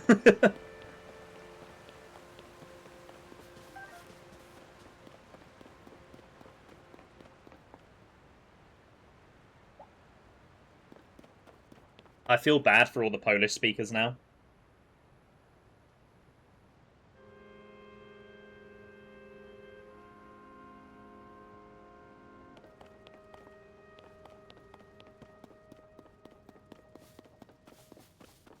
A year of development for that.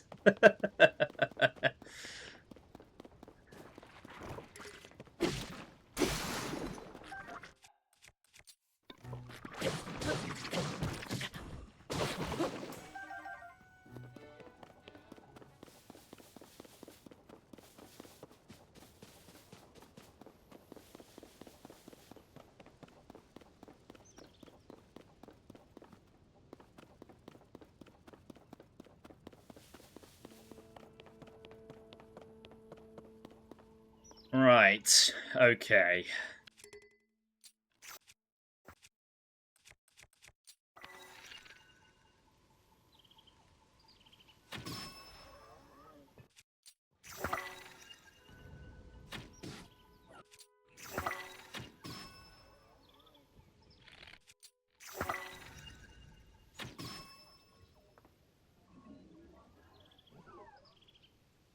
You don't see me. I'm not here. Now you see me.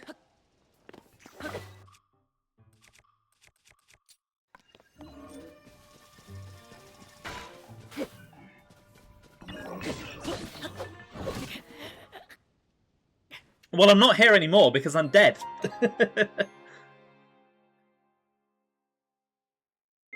I was not expecting my first death of the game so soon.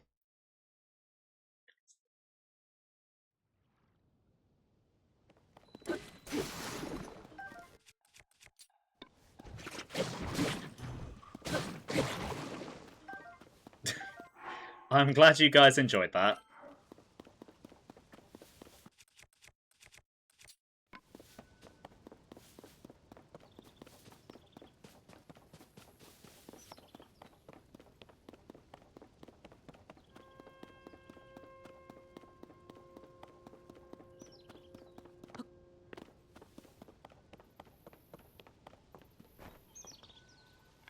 So, you may remember I spent a lot of the Breath of the Wild playthrough gushing about the Switch 2 edition and how it's like 60 FPS now. I'm not doing that now because I actually do have a bit more experience with this on the Switch 2, because a lot of my 100% run was done like this.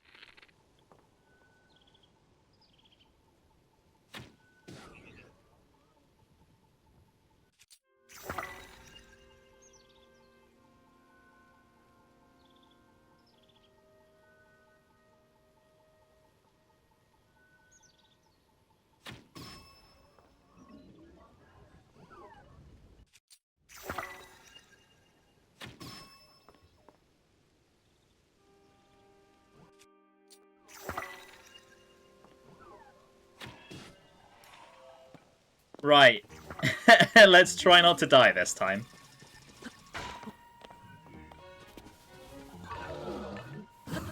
There we go.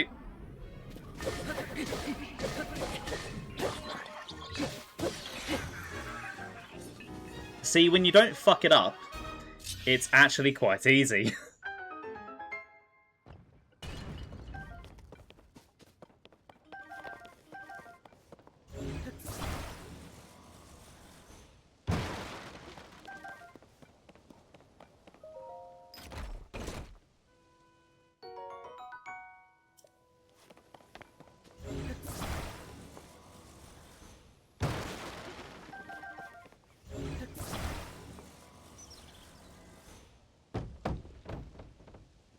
I was kind of hoping that they would break.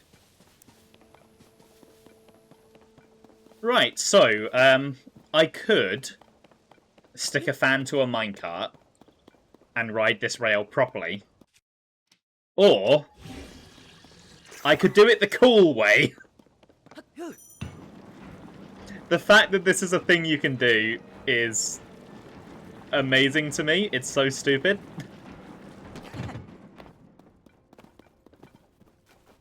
Also, yeah, this is where the bright blooms come in quite handy. They light up dark areas. I wonder why we might need those. This cave is especially dark. You will need a light in order to proceed to the mining site ahead. Do you have any bright bloom seeds? Yes, I do. What a relief. You would not otherwise be able to see anything as you proceeded. Bright bloom seeds grow primarily in caves. There was a time once when they grew here as well. The cave has mostly been picked clean of them. That is because it is especially dark. The seeds were often necessary. My associates often forgot to bring bright bloom seeds. I am posted here to provide a reminder. Use them to light your way if you are proceeding ahead. What's your step? Hey, Beanie, welcome to the stream. How you doing today? What is up?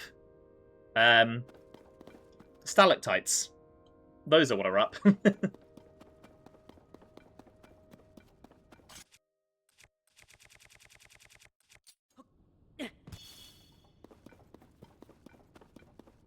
It's going. I'm glad it's going.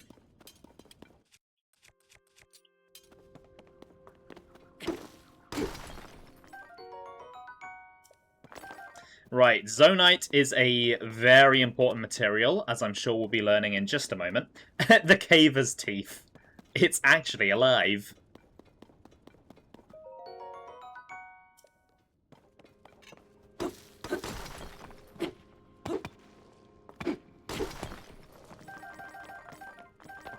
Which Zelda game is this? This is the sequel to the one that Mermy is playing.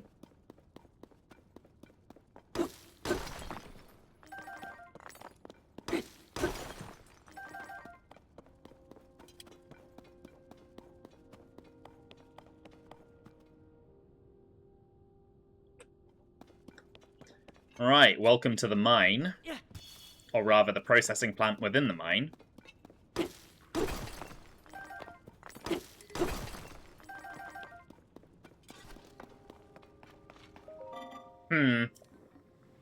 Apologies for not noticing you. I was focused on processing Zonite.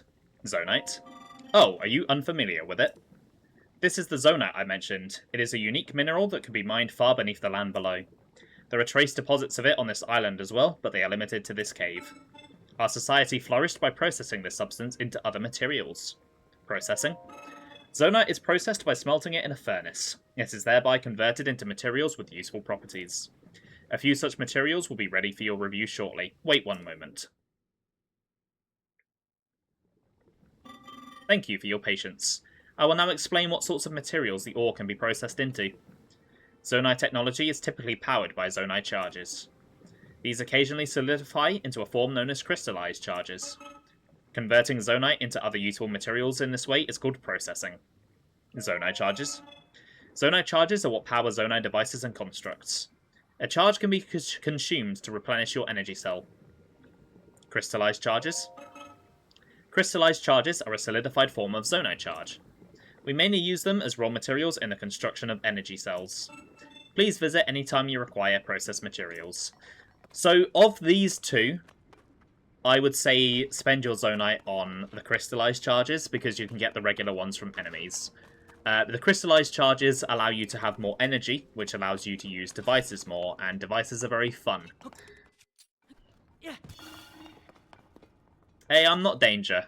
It's just light. This cave previously had ample resources. It is gradually yielding less and less. That is why I require support, but my requests have so far gone unanswered. I must therefore continue to mine without resting. Well, let me help you there, buddy. Tips and tricks with Ben. I mean, I do sort of know what I'm doing, you know. It's only like the latest and greatest game in one of my favourite series of all time. Yeah, latest, maybe not greatest.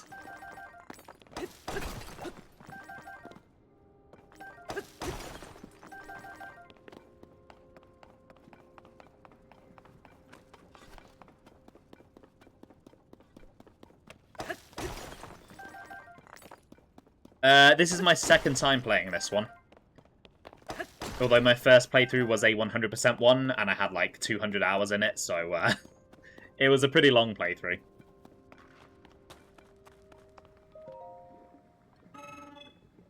I will take them all.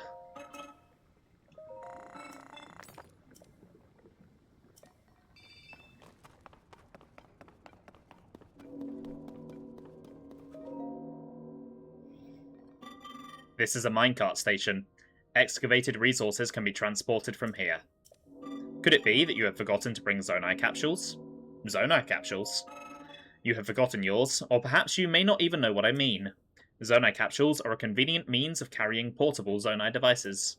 It is unfortunate that you seem to have none. I will lend you a few spares. The ones I gave you are fan types. You can deploy them at any time. They will generate wind when struck. Zonai devices are useful and come in many varieties. I always carry several with me for any occasion. Many neglect to keep a healthy supply on hand. I keep watch for such individuals.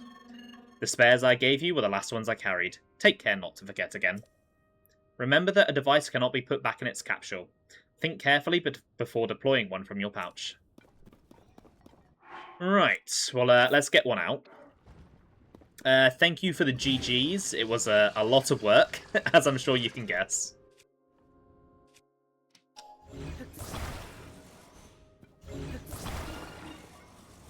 Right, let's get that on there. Let's get that on the rail. Let's have a quick swig of my drink.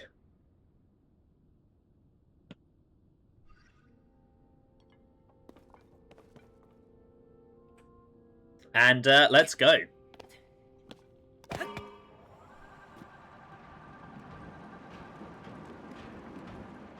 Oh, look at that drop.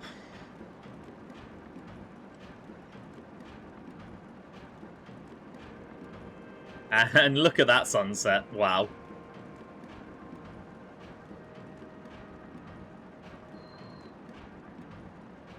Does Nintendo do trophies? No, they do not.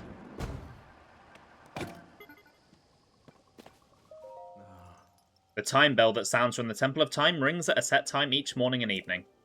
Along with the constructs, we woke to the sound of the bell. When we heard it in the evening, we knew it was time to rest.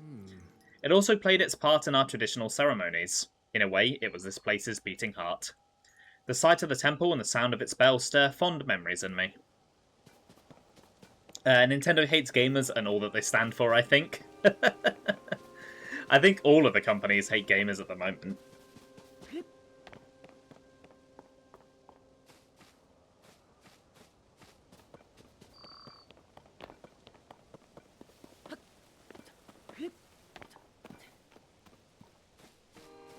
You know, I don't think I climbed that tree over there. I'm going to mark it for later.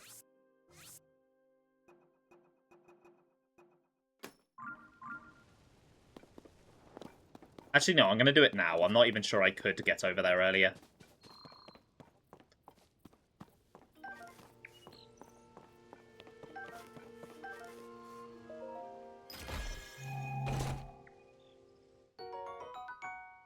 Okay, that's pretty useful.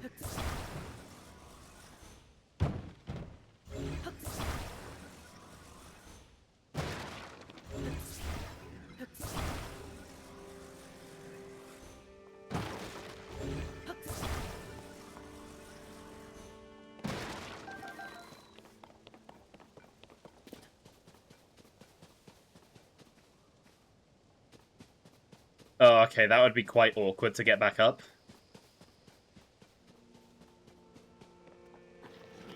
Oh my god.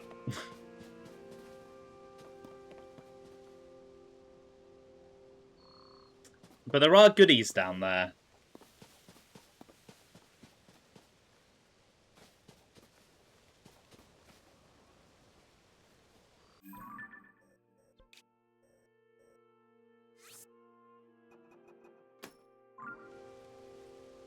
Okay. I'm going to take a quick break. And when I get back, we're going down there. And then I'll get back on track for Shrine number 3. So I will see you all in just a moment.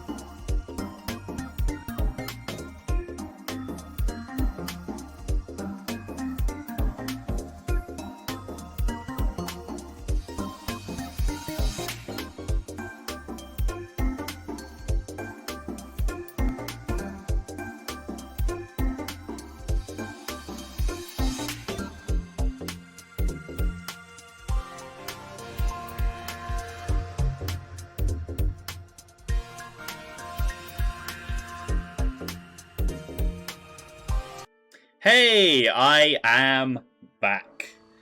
Hopefully you guys didn't miss me too much while I was away. Right, I'm not actually sure what the best way to get down is here.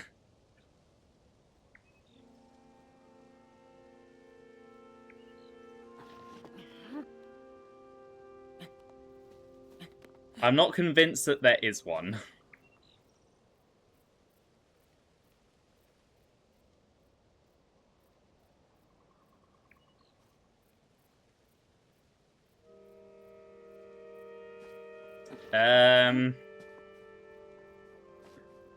The way down is, to die.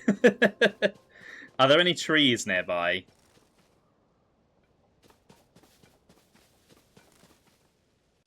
There's a tree here.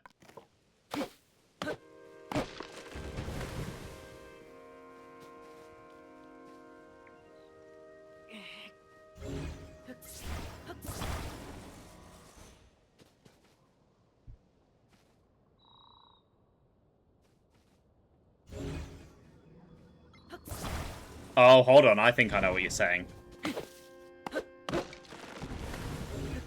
I think I see what you're putting down.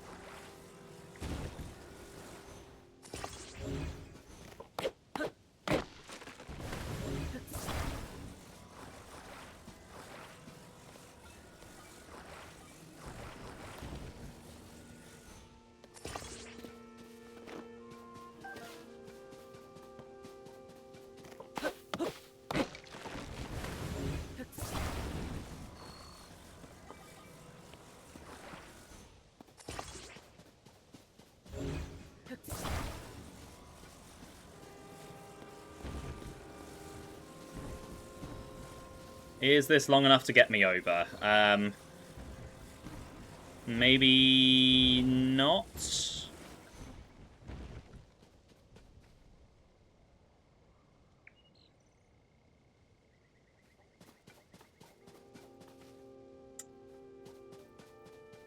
Well...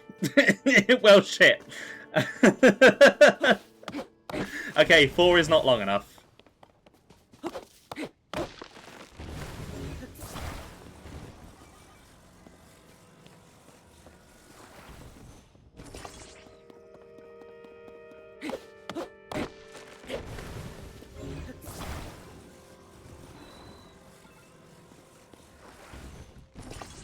Alright, 3, 4, and then I need a couple more.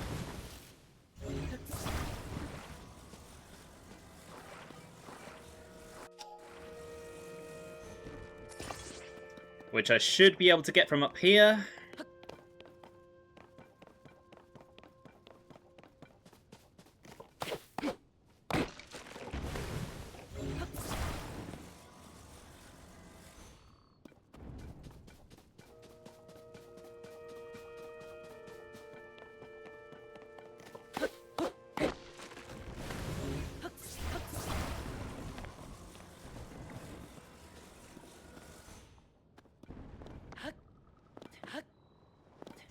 Hopefully this will be long enough.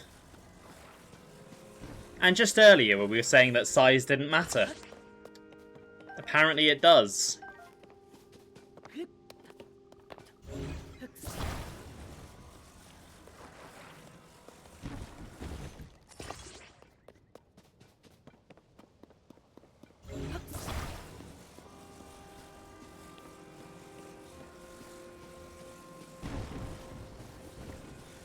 Okay, that's better. Oh, no, not... There we go. Let's kind of wedge it on this tree here if I can. There we go. And now watch him fall off. Don't jinx it. It's gonna be fine. It's gonna be completely fine. But do you see what I mean, though, about this game being funnier to watch and more fun when you're bad at it? How boring would it have been if I just made it over there first try?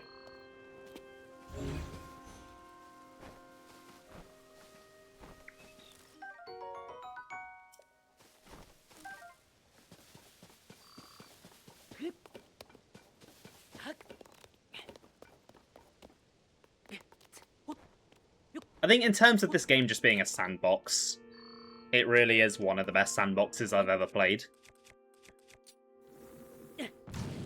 I think the only ones that, like, really beat it are, like, true sandboxes like Minecraft.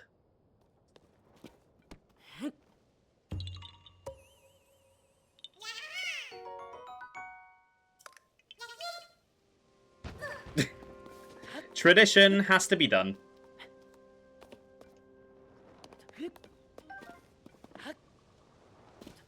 They really should have limited the capsules to end game to encourage creativity. Oh, I 100% agree, yeah. The capsules are just too powerful.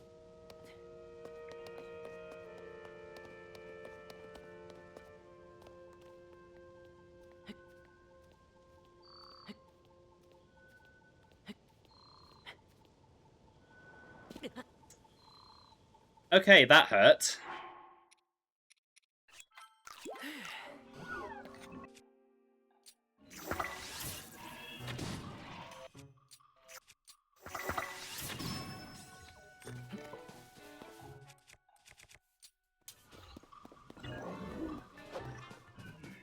He wrote it all under return true. Oof. Easily done, Ben. Easily done. So you're working on something new, are you? Interesting. Hold on. Can I even get up? Oh no, I totally can get up there. I keep thinking that I need an ability that I don't have yet. But, no. I can just build something. And by build something, I can glue some trees together. Oh, you're polishing up the end stream button. Nice.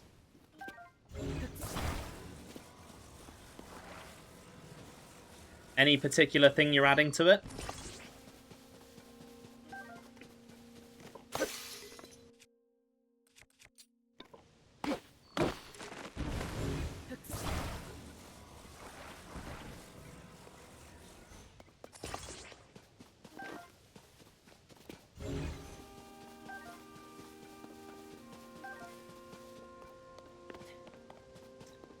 Is that a normal... No, that's a normal rock. That's not one for an axe. This is for an axe, though. And I do find myself in need.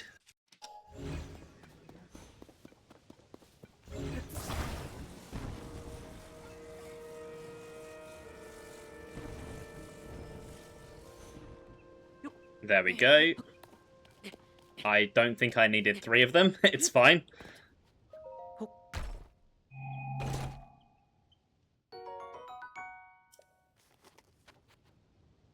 Oh, nice. You're doing similar to what I've got then.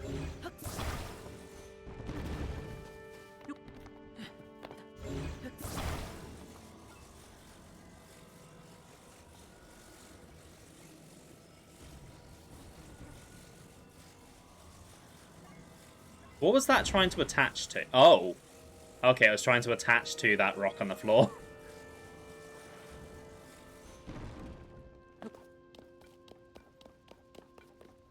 Oh god. Oh, Sam, what were you saying about me falling off? God damn it. You jinxed me.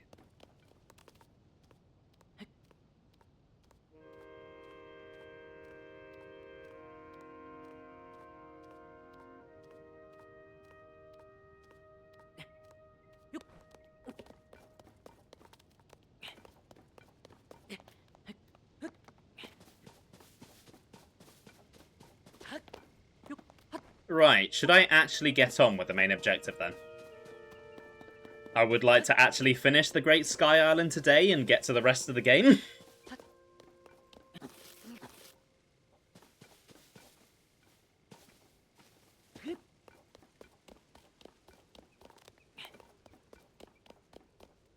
Oh my god. Link, please, no. Oh, I thought he was going to fall.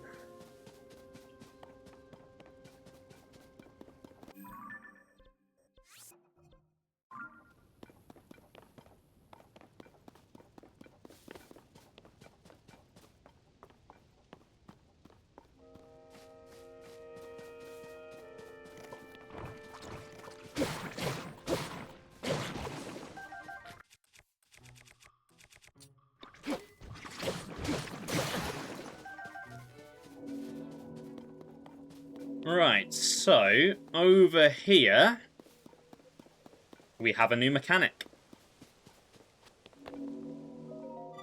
Device dispenser operation confirmed. On track to meet today's Zonai capsule production target. Oh, do you want to use the device dispenser? I have nearly met my target. You are welcome to use it. Device dispenser? Yes, this is a device dispenser. It produces Zonai capsules by converting certain resources. The resources it accepts are things such as construct horns and Zonai charges. You can process resources that you hold by dropping them into the receptacle. It is similar to using a cooking pot. Shall I explain Zonai capsules too? No need. The device dispenser is yours to use at any time. You need only feed it the requisite materials. I will continue my maintenance checks. This dispenser is available for use. So, have you ever seen one of those gacha machines? This is basically one of them.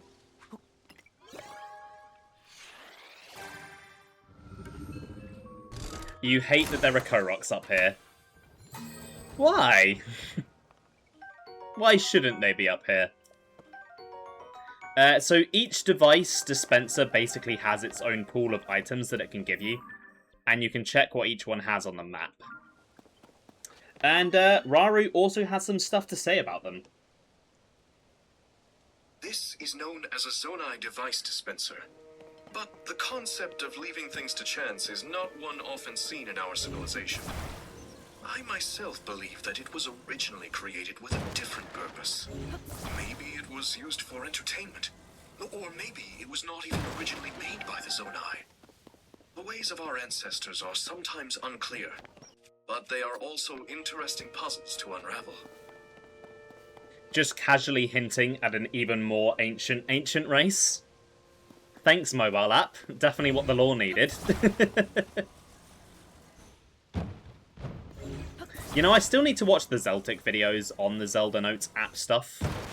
Just to see what he got from it, because he's probably going to get a lot more from it than I would. Oh, I've heard this one.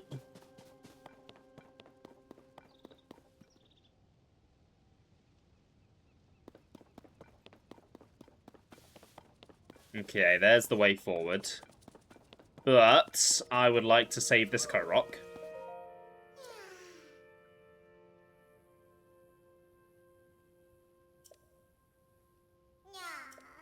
It's a shame that I don't have a rocket to send him over on.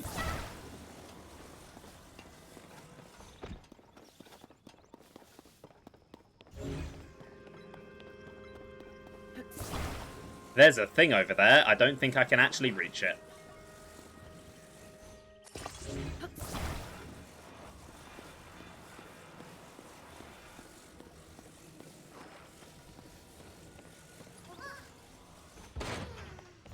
Okay, and then in you go, little buddy.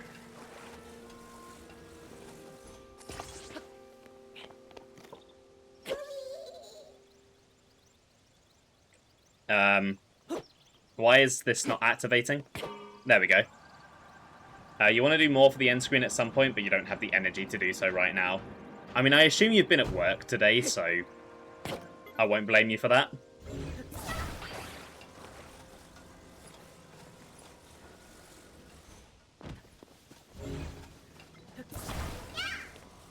Right, here you go.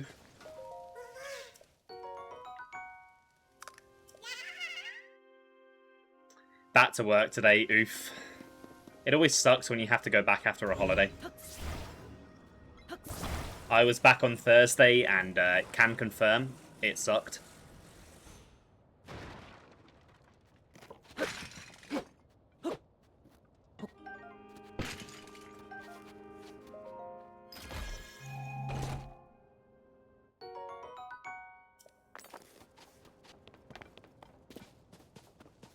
Oh, this puzzle. I think there's a clip on my channel from when I did a first impression stream of this puzzle.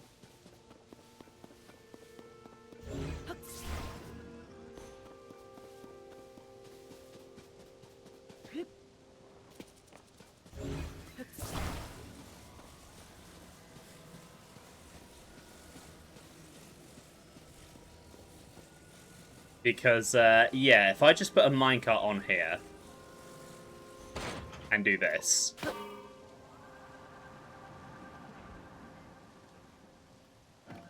It's not gonna make it. Although I wonder, can I just...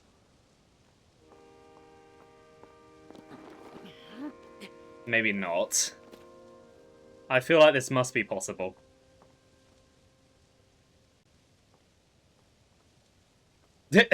Okay, yep. I know how I'm getting up there.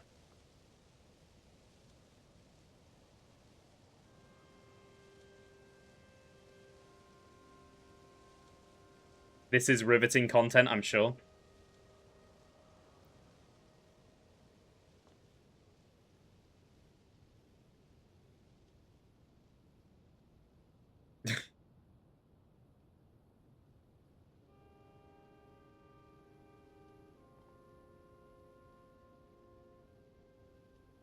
There has to be a better way. Oh, there are a million better ways. I didn't start doing it this way because I thought it was a good idea. I started doing it this way because I thought it would be funny.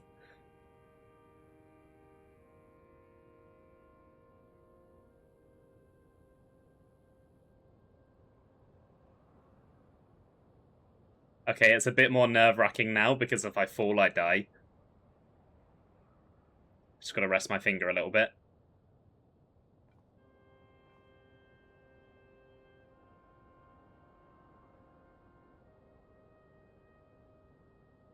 I'm making it, though. I'm making it. I'm almost there, look. Oh god, my nose is getting so itchy. Ugh.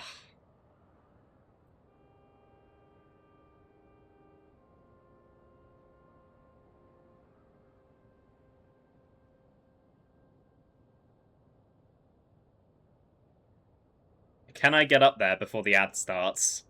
That is the question.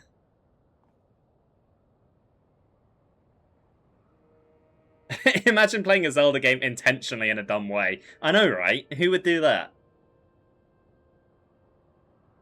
Oh my god, I'm nearly there. Oh, my hand is so sore from doing this.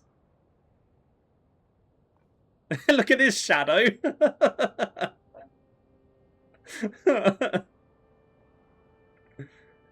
Do you think Zelda and Ganondorf are both watching me now going, what the fuck is he doing?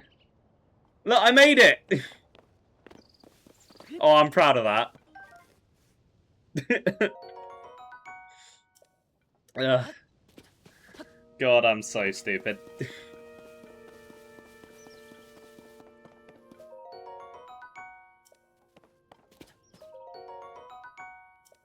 Don't let anyone tell you that you can't do something.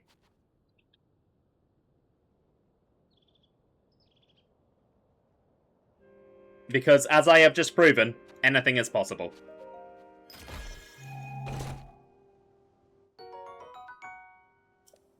You're looking at that hook on the ground and choosing not to judge. Hey look, I could have done it the proper way. That wouldn't have been funny, though.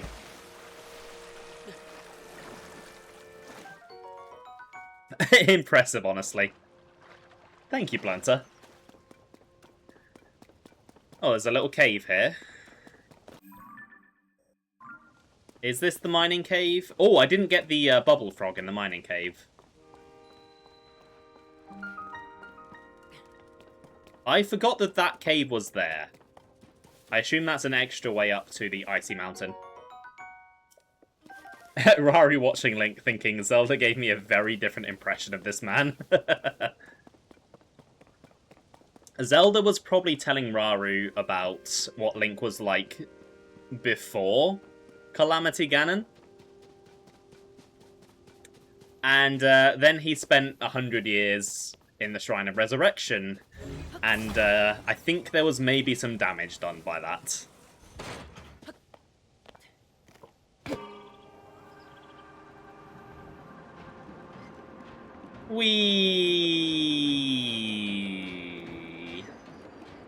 I'm going frog hunting.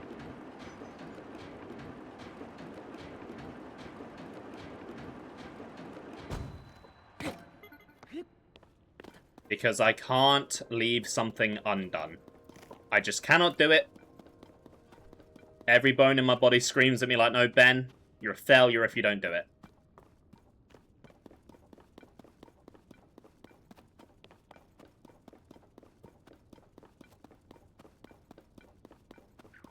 There you are.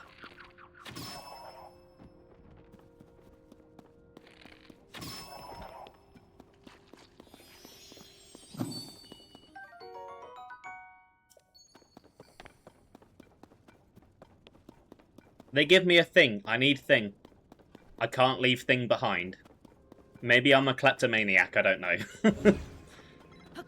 Honestly, that like minimalist run of Breath of the Wild I did earlier this year, it bugged me so much to just like run past so much of the game. Who let that frog have 2 health? I know, right? It's because I'm so weak and pathetic.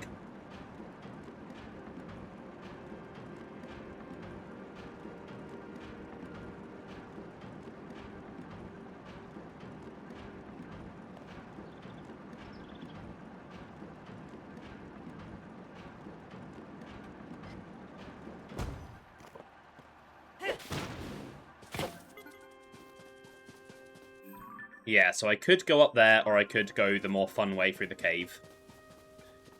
I'm gonna go through the cave.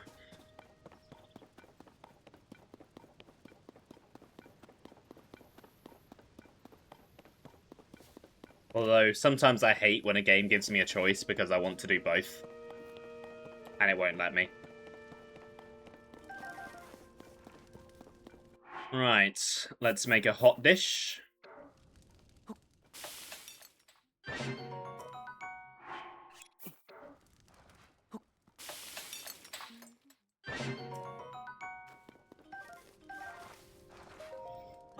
Excuse me, the snowy mountain above us is extremely cold.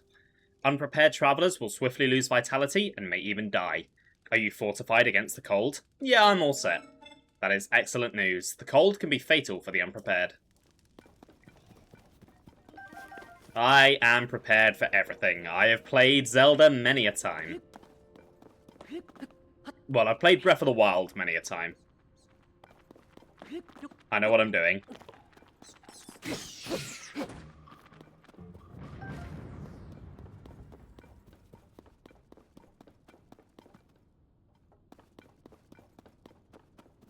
Little side room here. I have a funny feeling. Yes, there you are. Ah! He got away.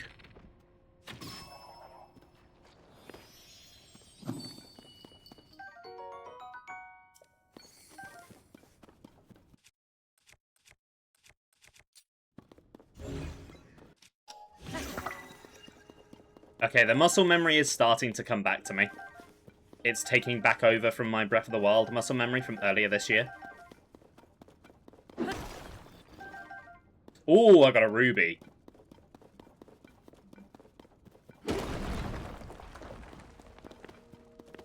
Okay, so that loops back to the beginning of the cave. Good to know. I can get this other eyeball.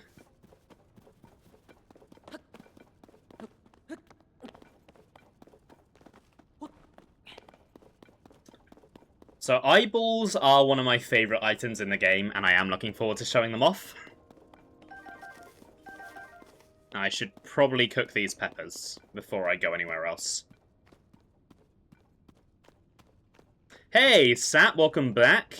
What was it you were up to? If you don't mind me asking.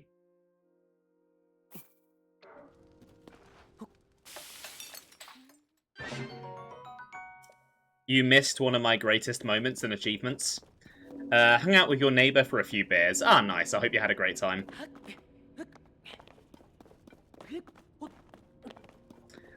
So you see this rail here? It's got a gap in it. And so you're meant to, like, make something cool that you can ride up without falling down. I walked up it.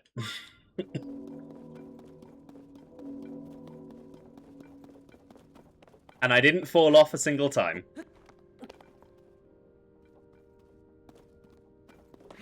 Thank you. It is impressive. Right, let's get some chilies down into this boy.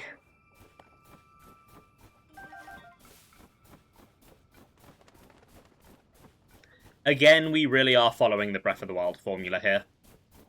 If it ain't broke, don't fix it.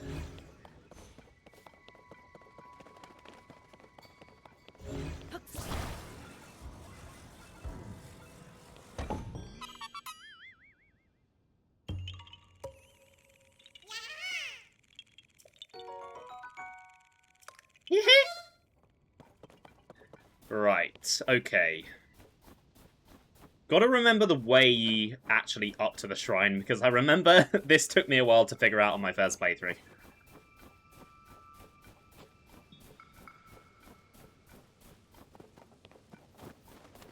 Because you definitely can't climb that ice. They could have changed it up by making you go to a hot place instead. Yeah, that would have been interesting. The soldier constructs and captain constructs are only doing their duty to protect the Garden of Time. At the time, it was sadly necessary to protect our land from invaders. I am terribly sorry for any threat they pose to you now. You're not that sorry though, are you, Rari?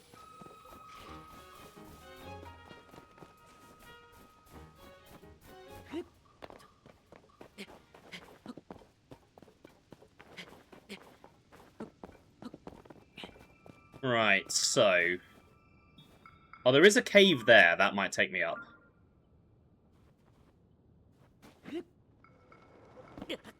I keep forgetting that I don't have the paraglider. I may be a bit stupid. Right, I would like to show off what eyeballs do.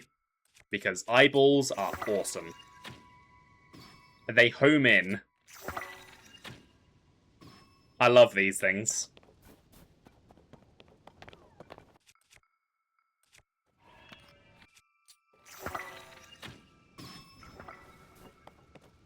Maybe I should not have killed those, actually.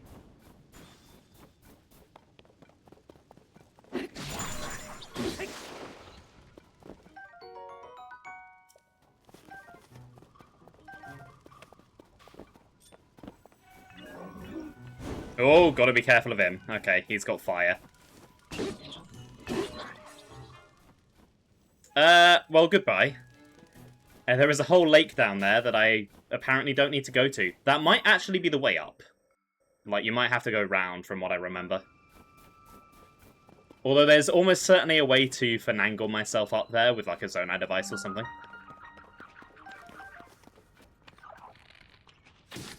I forgot how many caves were up here.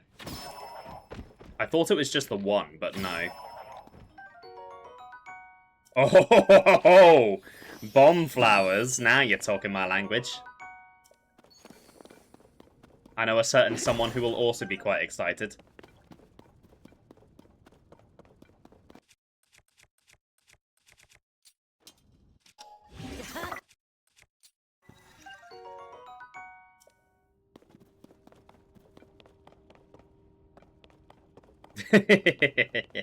Yeah, I thought you'd be excited, Blunter.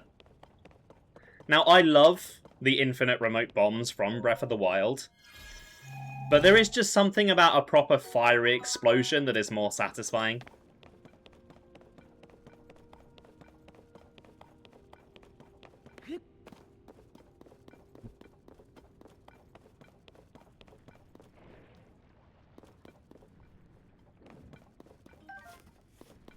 Oh yeah, so another new enemy type. They brought like-likes back. I wish they didn't. They look horrifying now. Look at this thing, what the fuck?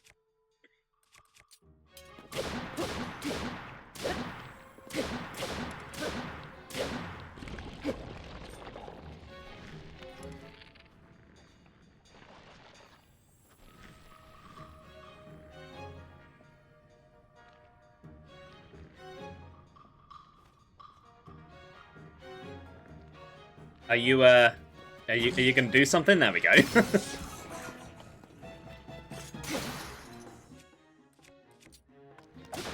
So one thing I do think is a bit of a downgrade from Breath of the Wild is I don't think the battle theme is as good. It was quite catchy before, this one's just kind of okay. Alright, Blunter, thank you for stopping by. Enjoy the rest of your day. That's the face of someone that will eat everything you love. It's a face that not even a mother could love.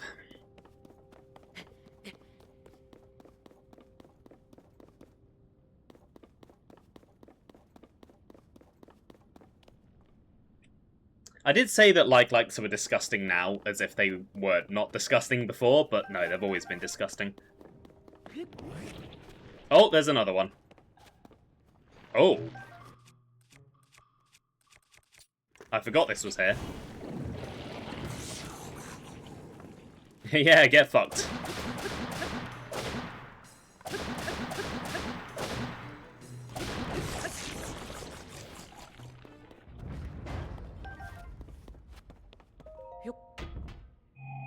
I think they do still eat your stuff, yeah, if they get you. I think they'll eat like a random weapon or a random shield or something. Not that I've ever actually been eaten by one.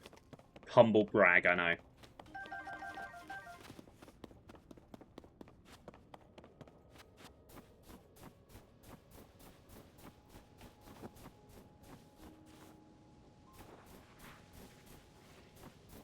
Right, if I can get myself... Ah, hold on, I can totally climb up here. Oh. You neither. I've definitely seen someone get eaten by them, and I think it stole something. I want to say it might have been Frankie, but I also don't want to, like, call her out in case it wasn't. Because she will have her mods bully me again.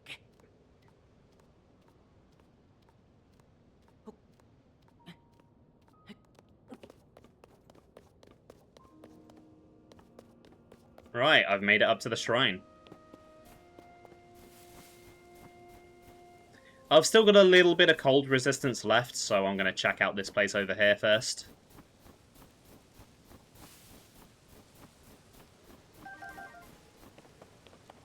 And you know what? I can also cook as well.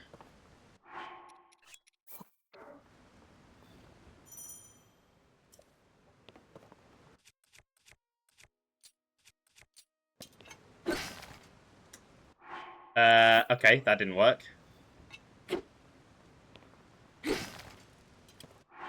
There we go.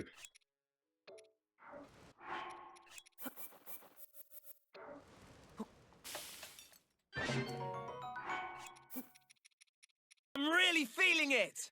Hey, thank you for the follow, VB Ninja 24. How are you doing today?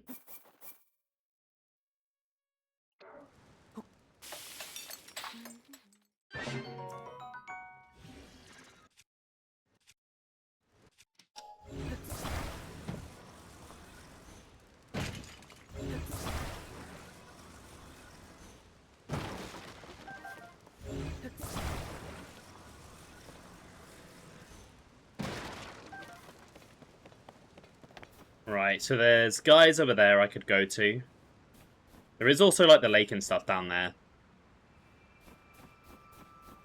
But it is shrine time. Oh, yeah.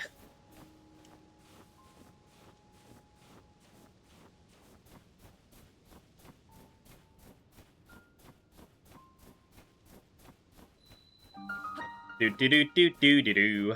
In we go.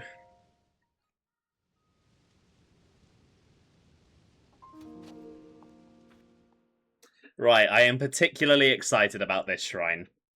As cool as Ultra Hand and Fuse may be, I think this might be my favourite ability in the game.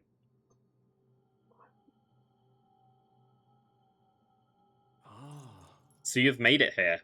Now then, extend your right hand.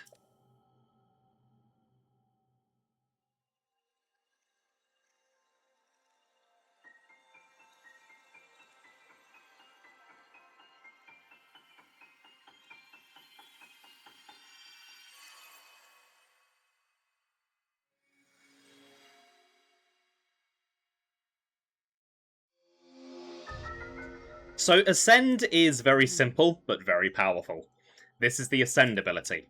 It lets you travel through what's directly above you, to ascend through it and emerge on top of it. You'll find it quite useful in all sorts of places and situations. Use Ascend and receive the blessing from this shrine. Of all the abilities in this game, this is the one that I missed the most when I went back to Breath of the Wild, because it is just so elegantly simple. And so goddamn powerful.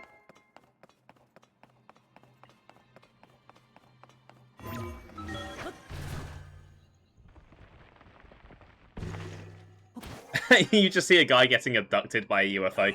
I do see it, yeah.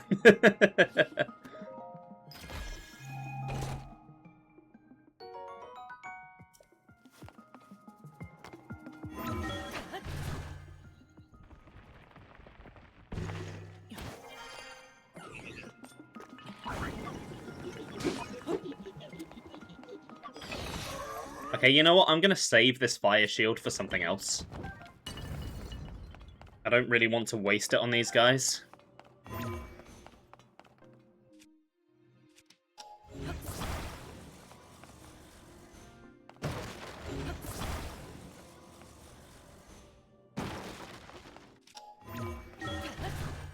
Yeah, Ascend is just so goddamn cool.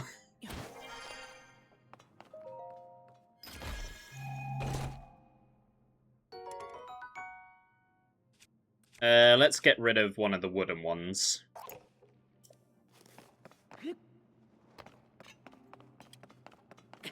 Like, seriously, Ascend is up there with, like, the hook shot in my favourite Zelda items.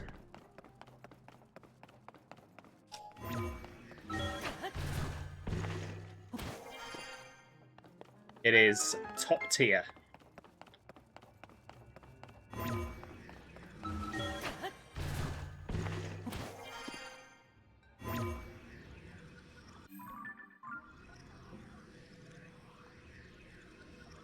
If you would like to move back over, please, that would be nice and grand. There we go.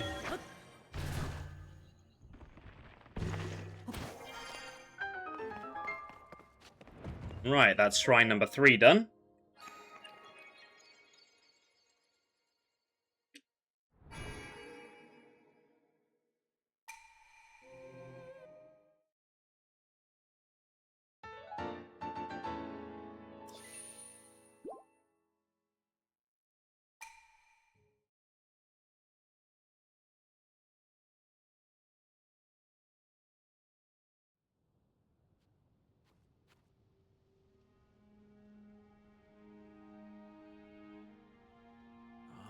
I see you've restored some power to that new arm of yours.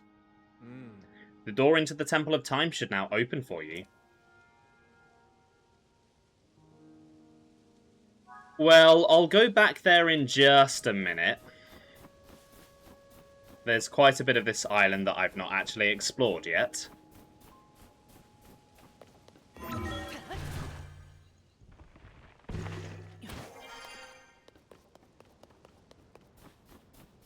Including, but not limited to, this chest right here.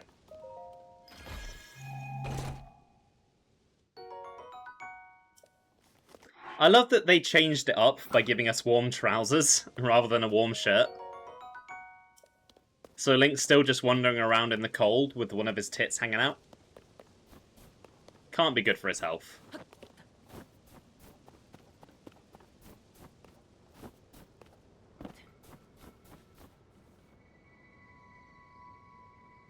Alright, there's a couple of voice memories.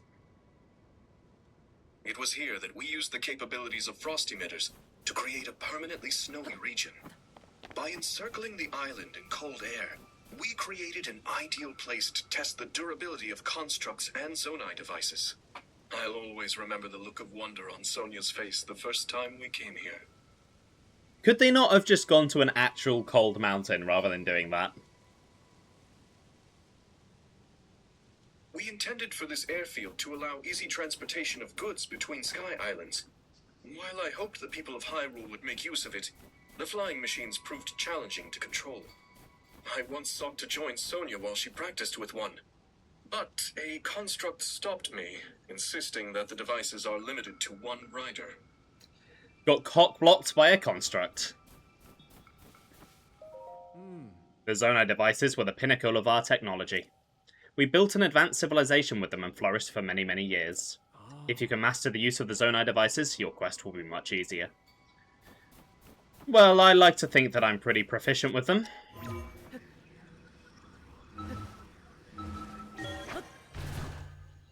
You don't think this guy knows how weather works. He's just lying to us.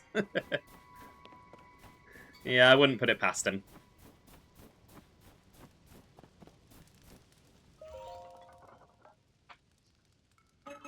My duties today are complete. Oh, this is a rarity. It is unusual for me to receive visitors here. I assume you will require Zonai devices to descend the mountain. Would you like to use the device dispenser? Yeah, I'm fine. It is interesting to have a visitor after so long in isolation. I am happy to address whatever questions you have. Well, I suppose I can get myself some Zonai parts. Or I can dump them all on the floor.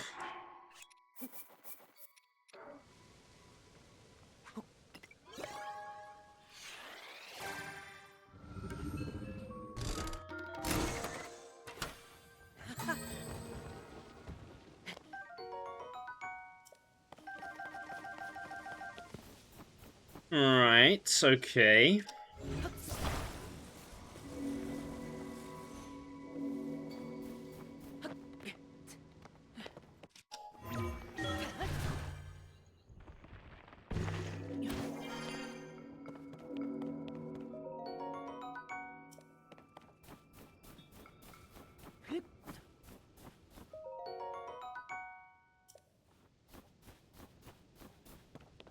Anything good in here? Okay, some wings. I do want to explore down there. But also, it would just be very convenient to glide to the Temple of Time from here.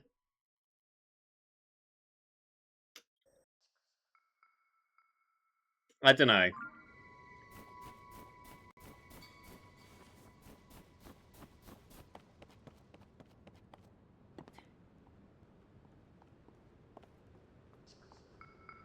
Because there's not really going to be much of a reason to come back here.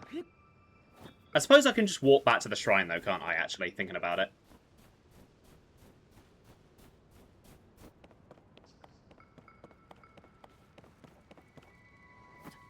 Glide, and then come back once you've got the thing there.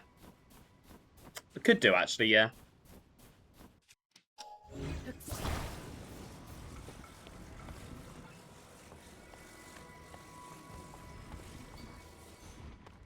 Right, on we go. So these things are a little tricky to steer, or at least I thought so. Because you kind of have to, like, shift your weight around to get them to go where you want them to go. Now, the one thing I found really annoying about these is that they do disappear after a certain amount of time. So you can't really make a proper vehicle with them.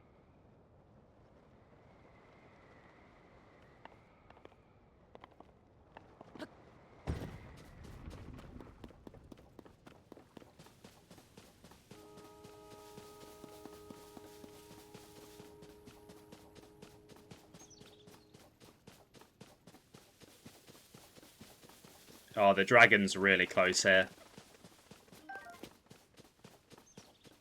I did think there was maybe going to be something up here, but there doesn't appear to be.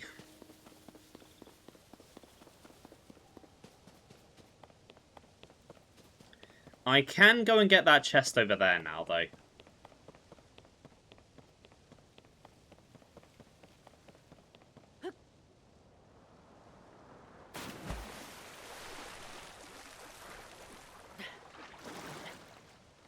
There should have been a variant that lasts but uses batteries. Oh yeah, definitely.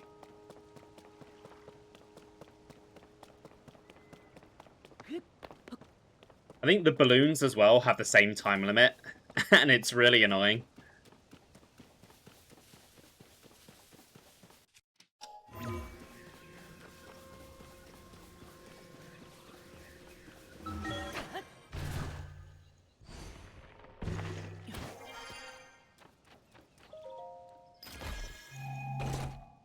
Don't you only really need to steer left and right? In practice, in theory, yes. In practice, it never usually works out that way for me.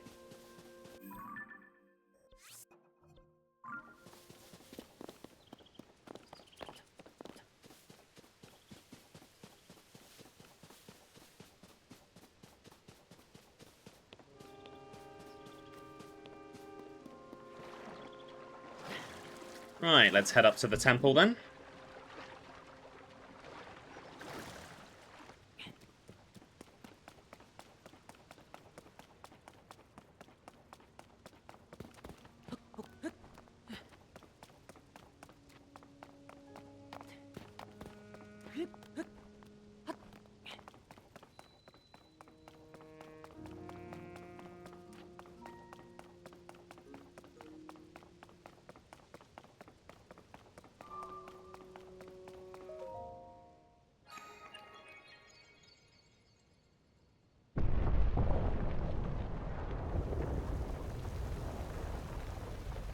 So the Temple of Time looks awesome inside.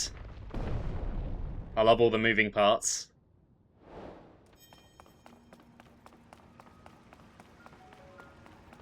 Right, a mysterious looking stone.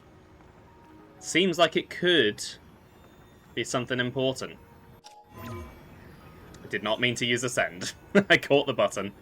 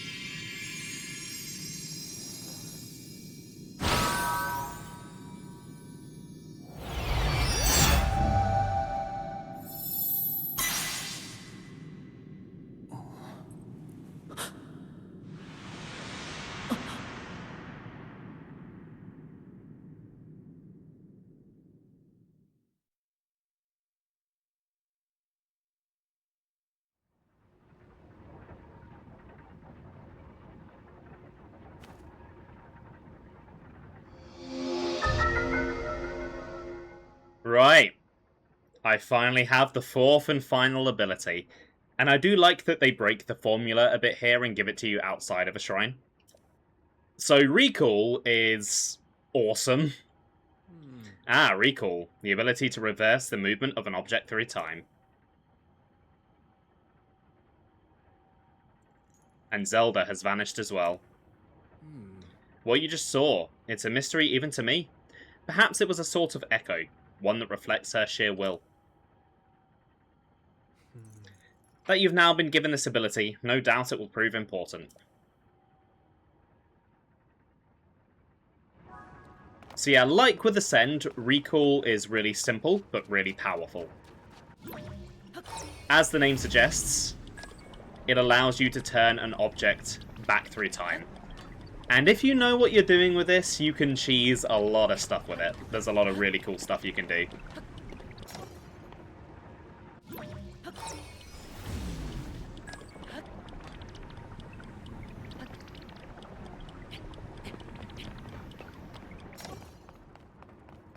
Right, well I've only done 3 shrines, so this statue is useless to me. Let's try the door. I love Link, like, hyping himself up there.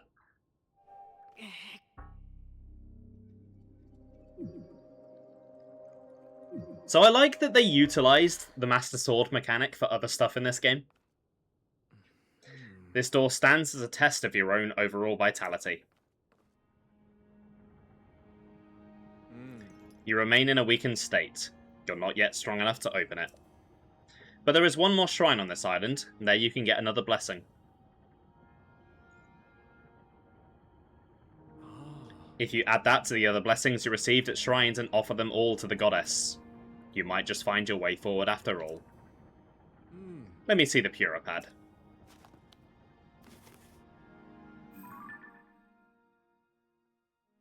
The Puripad lets you travel to certain places instantaneously, does it?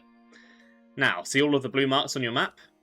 You can travel instantly to any of them. I suggest the one at the bottom of your map. Use the travel function to reach that area quickly. You'll find the last of this island's shrines around there somewhere.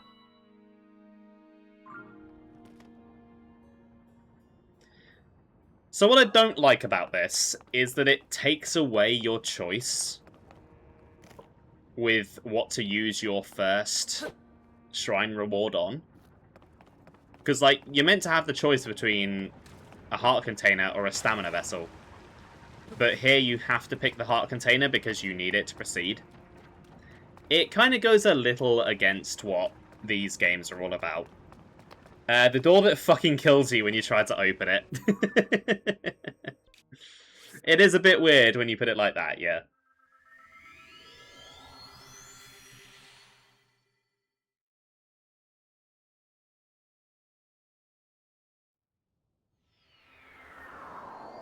Right, let's explore around the cold area first. Find what I missed, and then I will head to the final shrine. Because I still do have an hour of stream left, and it won't take that long to do the shrine, so might as well kill some time.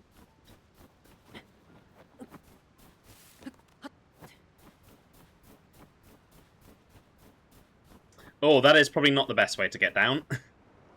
So, I want to show some of the cool stuff you can do with Recall. Particularly when you pair it with Ultra Hand. So I can turn this log into, essentially, an elevator.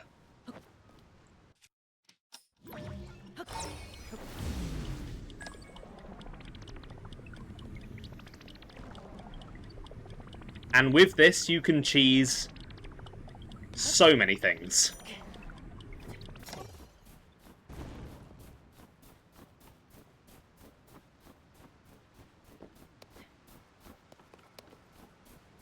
Right, I did see a couple of guys over here.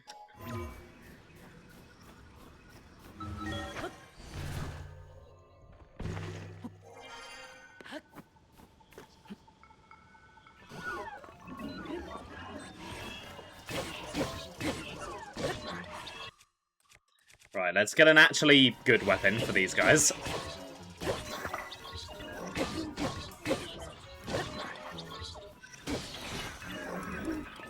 Ah! Oh my god. Can you recall thrown weapons Age of Imprisonment style? You know what? Shall we find out together?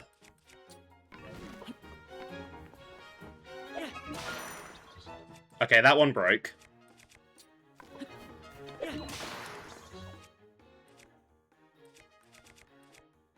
Okay, maybe I have to, like, throw it behind him and then try. So if I...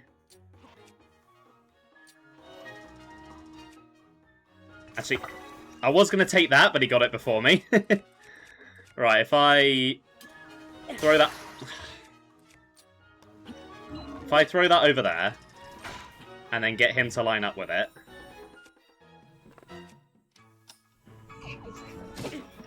Or I could fucking die. Okay, you might be able to. I don't think it's very practical.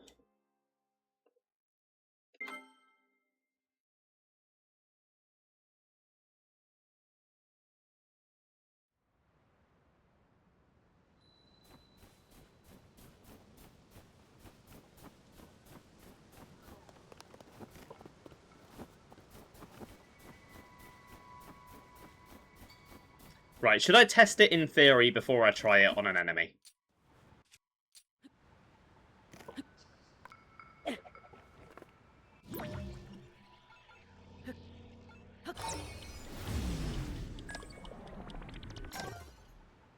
Okay, so in theory it would work. But it's a little bit too impractical to use it in combat. Good question, though.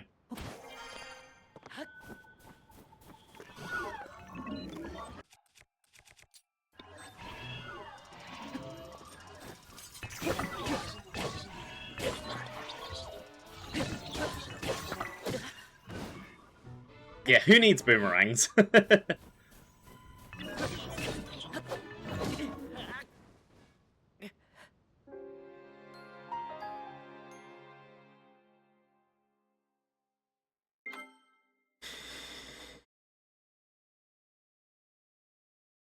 I'm not tilted at all.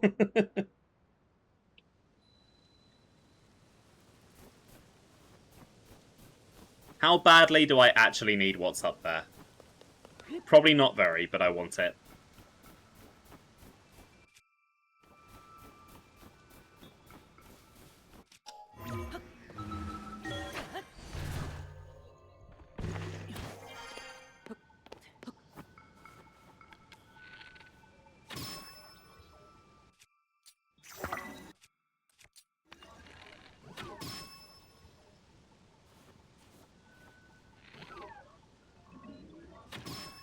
I think I'm shooting them through this brick in front of me. Okay, I think this calls for the flame emitter shield.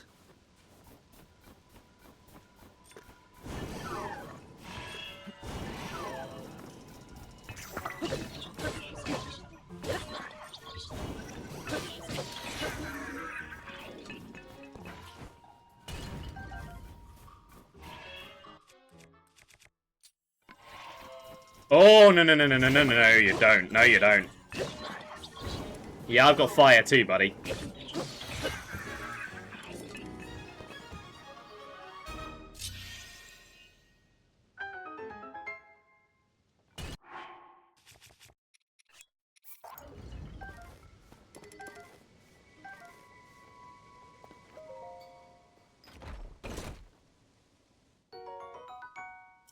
It was maybe kind of worth it. Oh.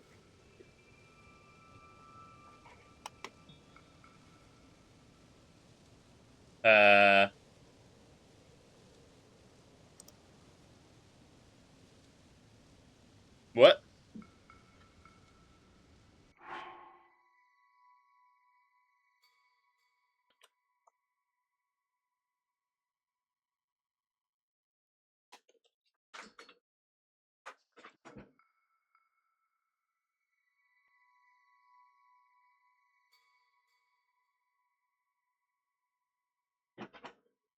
Great.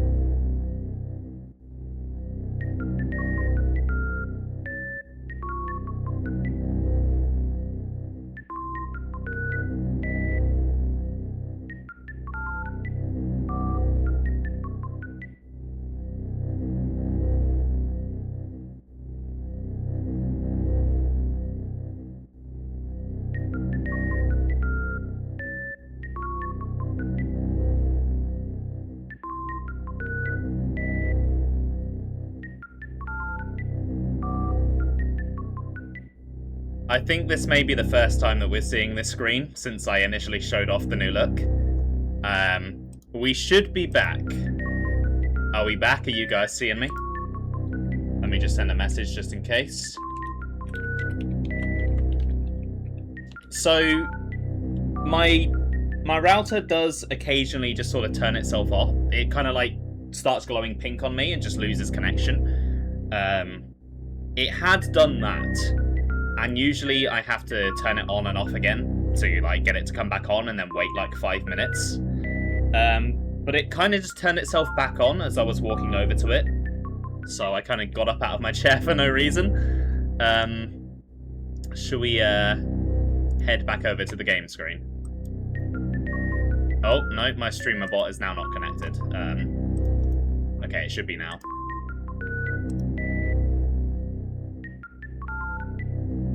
No, let me refresh the page. No, still saying it's not connected.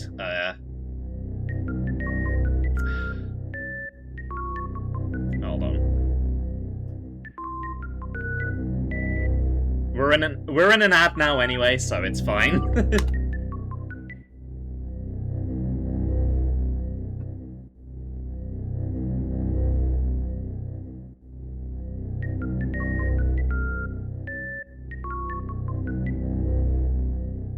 No, that is still not working. What are you on about? Streamer bot says it's connected. Maybe if I close and reopen that. It's annoying because I've never had, while this has been an issue before, I do not have a copy of Streamer bot already running. I've never had it happen during a stream. It's always been like during the workday, which I usually just use as an excuse to get a coffee.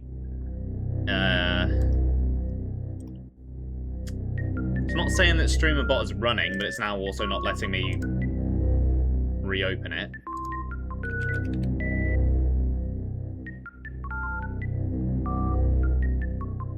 Okay, there we go.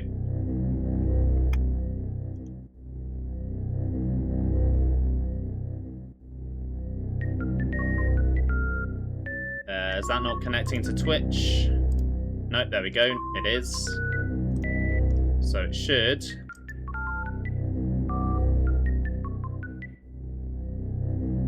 Any minute now. There we go. We're back. We are back. That was nearly a disaster, but it's all worked out. Yes, I am back now, Sam. You should be able to see me now, hopefully.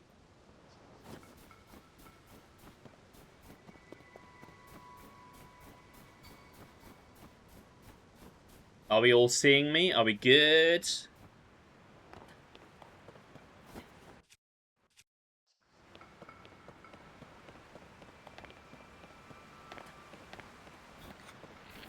Oh, I have 69 arrows. I can't fire one. You see me? Nice. I am really frustrated that, like, through all of the random one-off streams I've done recently, it was fine. But then in the first stream of my big new series, it was like, nah, we're cutting out, mate. You can't be having internet for that. I should have expected it. It's kind of typical, isn't it? Yeah, the mobile app seems really bad at reconnecting. It is quite frustrating. Like, usually when Ben has internet problems or Sam has them, I also have to, like, close and reopen the app to get them back.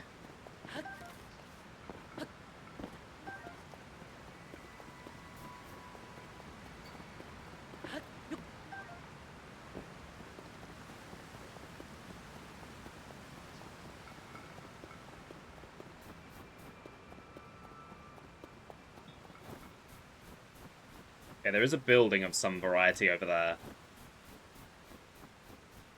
But I don't really have a way across the water.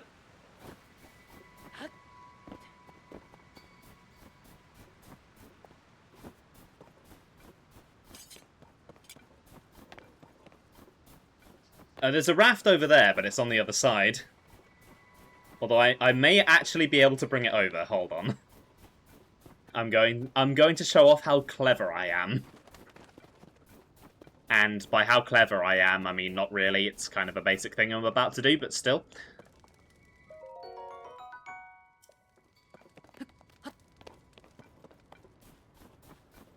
Oh, there's some goodies over here, though.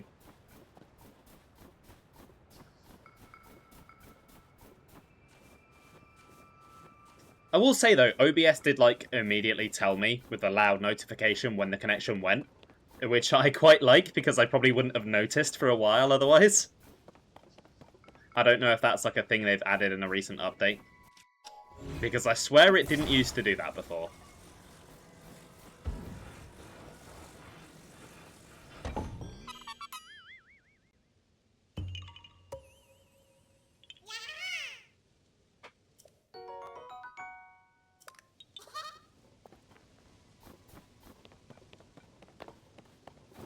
Right, so...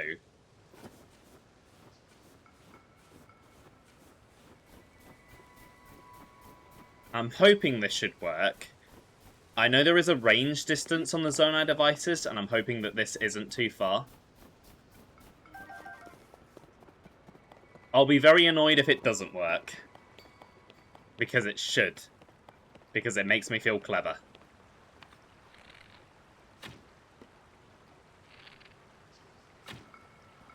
God damn it. The range is too far.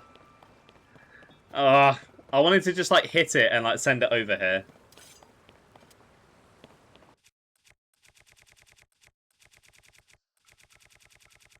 Oh, I don't really have any ice stuff either. Ah.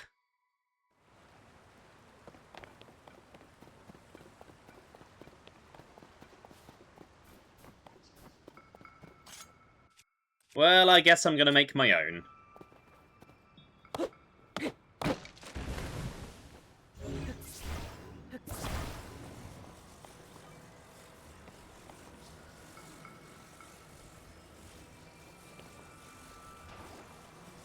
Okay, that does not go nearly far enough. But if I get another one,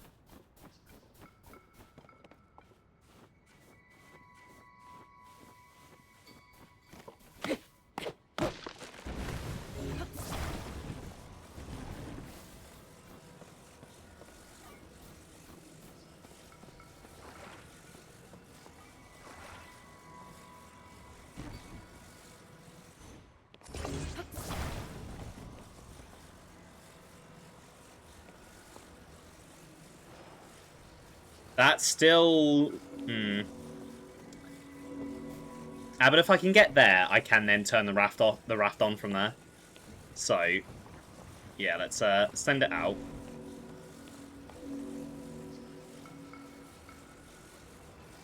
Hold it in the water for a bit. Then bring it back.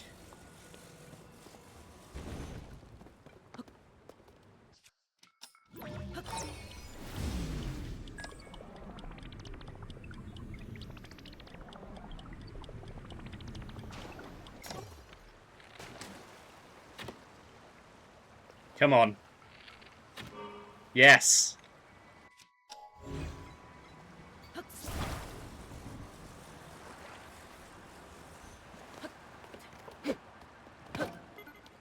Oh my god, I am a genius. That is exactly what I am, I'm a genius.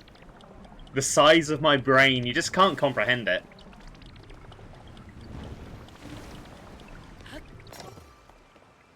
Look at that. Oh shit, no, don't get in the water.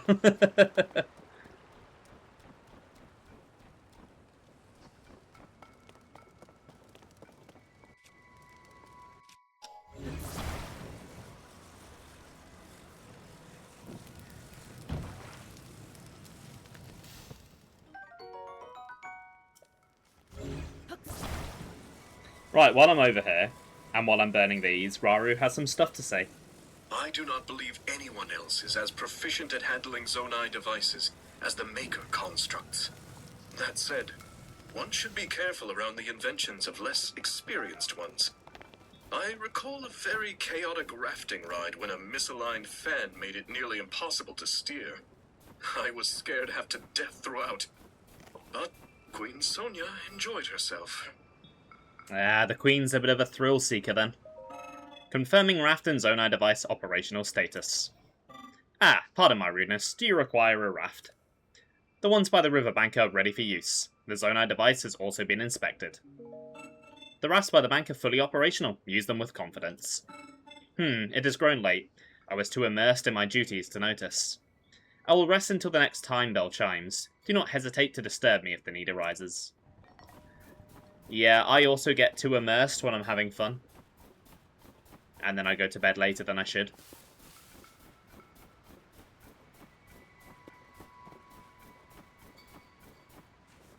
Alright, well I don't think there's too much more to see over here.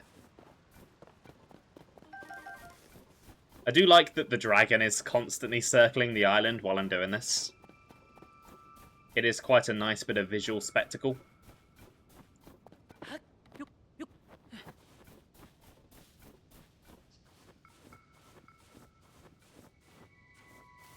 Hey, VB Ninja, thank you for the follow earlier. Do I know any glitches? I know a few. I know how to do item duplication. That's kind of the main one I've used before. And I have seen a few others be done, but I haven't really done them myself.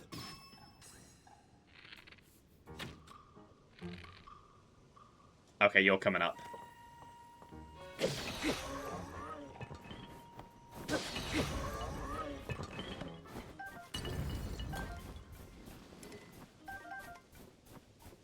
It's watching me judging. Hey, what's it judging for? I've been doing some cool stuff. Did you see when I climbed that rail? Did you see what I just did with the raft? This goddamn dragon should be impressed. It should be thinking, wow, what a really cool guy. If I wasn't a dragon, maybe I'd be into him. Should show us how to do the dupe, because I can't figure it out. I may be able to do it now, actually. Hold on.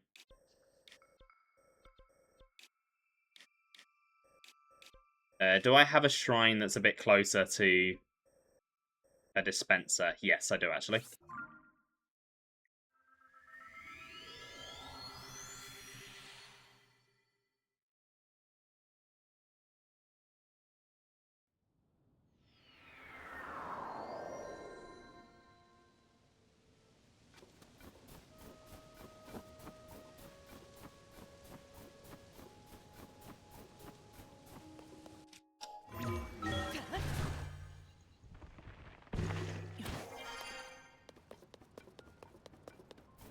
So, well, the dispenser's not really needed for the duping. It's more to remove the limit on how many you can dupe. Because Tears of the Kingdom has a limit on how many items can be loaded in at once, and that is 20. And the way duping works is you need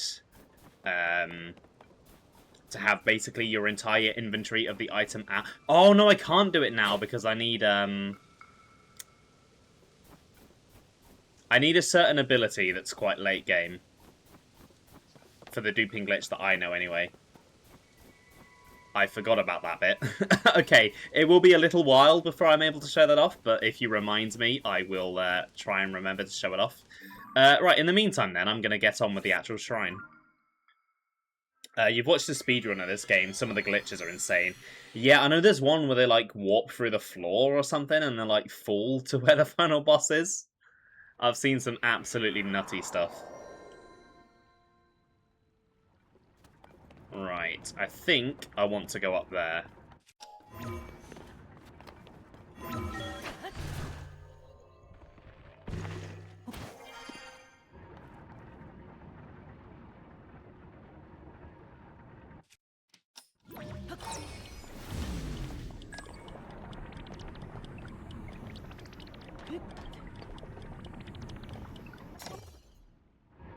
Oh shit, they were connected. I didn't realise they were connected.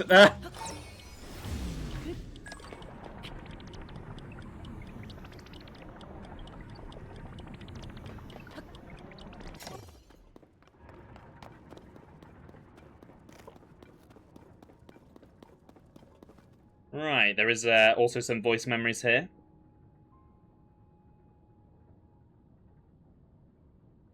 A crystal refinery, and one responsible for a highly complex manufacturing process.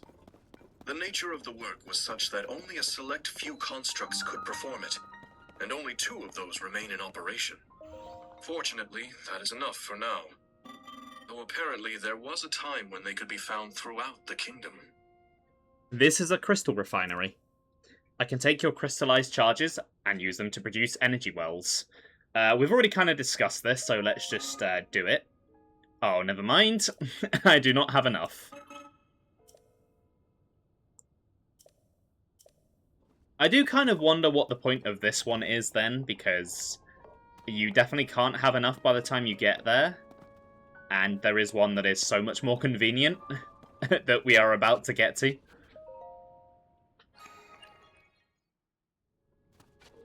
Anyway, it's time for shrine number 4.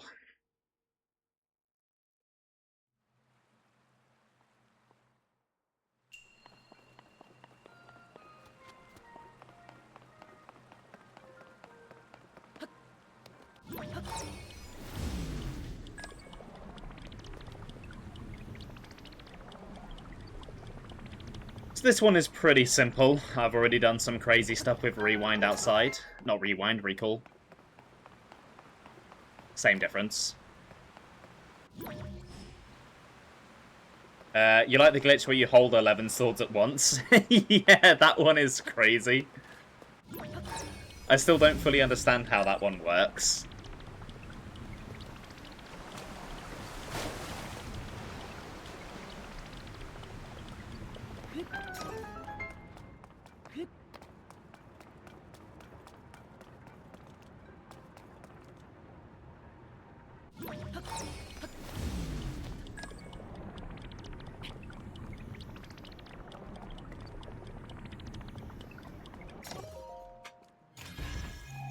Gotta beat Ganondorf with even darker magic glitches.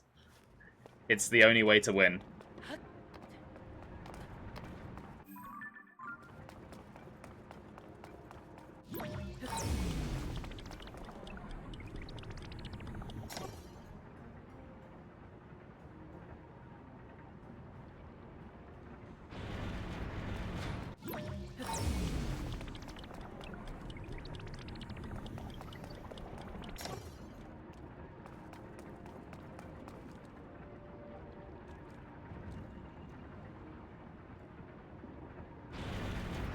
Ah.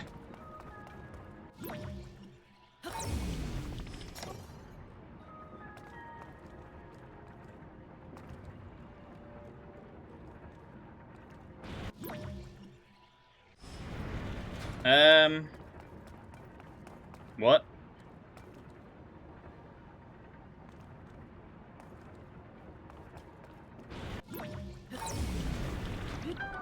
There we go.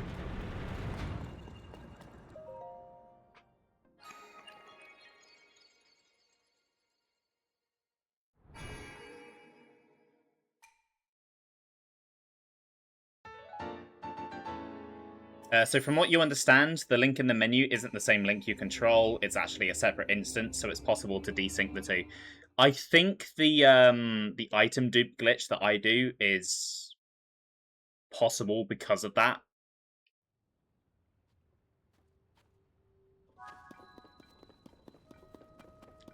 I think it's probably a very similar principle. Right, I will glide down to the Temple of Time in just a moment, but up here there's something pretty neat.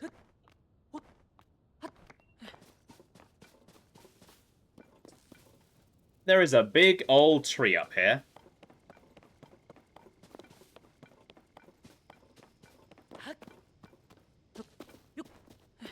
Amraru has some stuff to say. The lives of our people and this tree are interconnected. As we prospered, so too did it. It was the site for many of our rituals, and though that role has since been taken up by the Temple of Time, I am sure this sacred tree watches over us still. I wonder if this tree used to be a Deku tree. Because it's certainly got the size for one.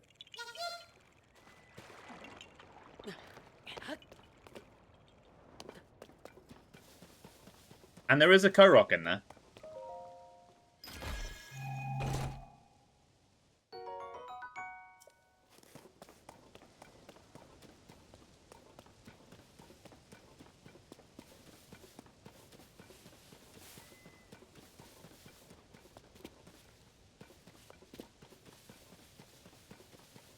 God, the view from up here, though, is amazing.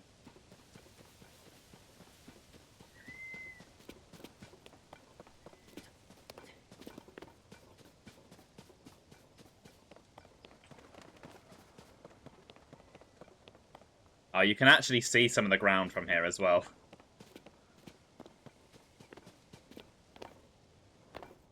Right, let's get gliding then.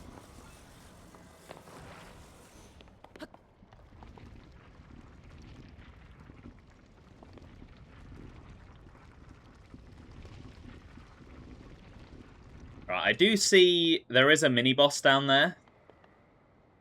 But I don't know that I can actually get to him without the paraglider. So I'm not even going to try.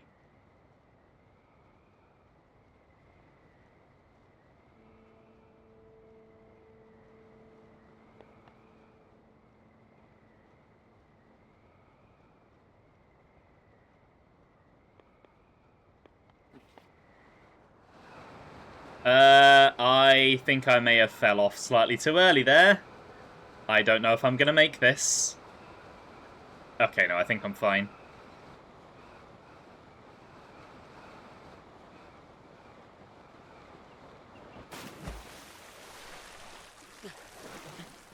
I do love the skydiving. I think it's a big improvement on Breath of the Wild.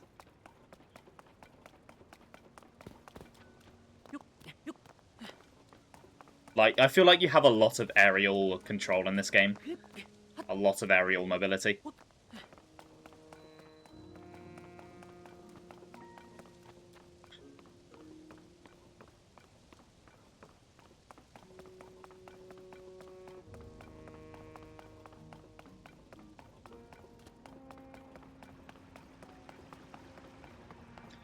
Right, let's get that door open then.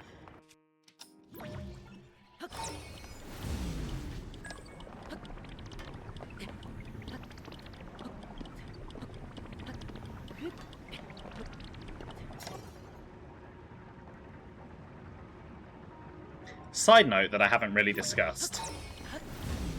I love Link's hair in this game. I know it was kind of implied that he had longer hair in Breath of the Wild because he had the ponytail. But I love just how, like, free it is.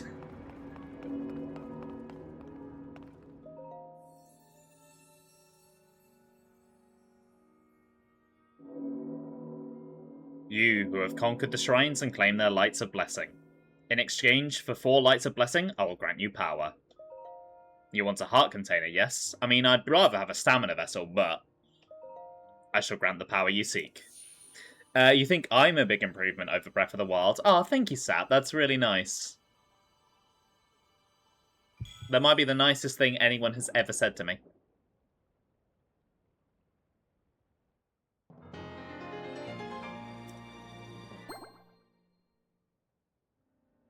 Go and bring peace to the world.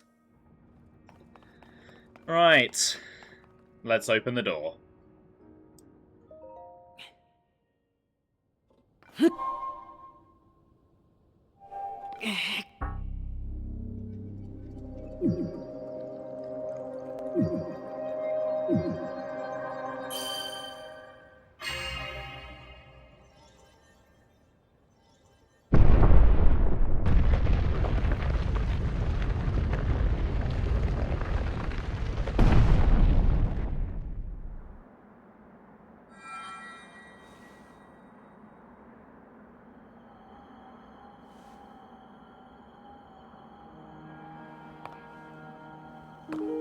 Good.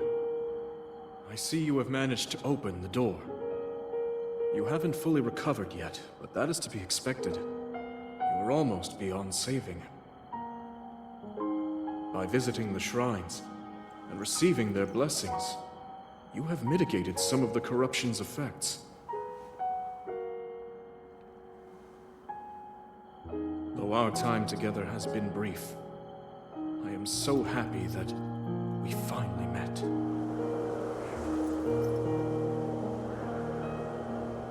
You are exactly as Zelda said.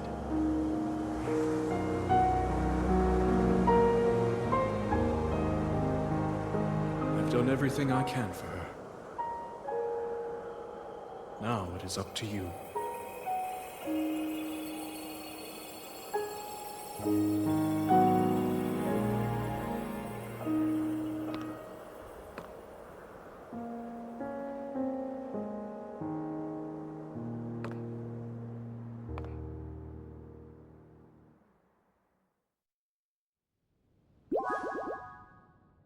And there he goes.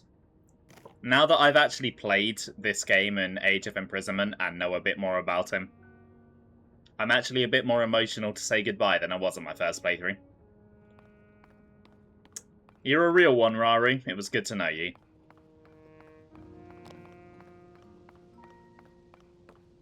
Right. There's one last voice memory from Raru. This altar is considered the most holy place in the temple, and it is where we give offerings as part of our prayers for a bountiful, peaceful world.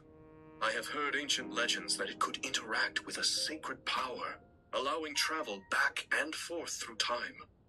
Though, how this was done is a mystery to me. Interesting, eh?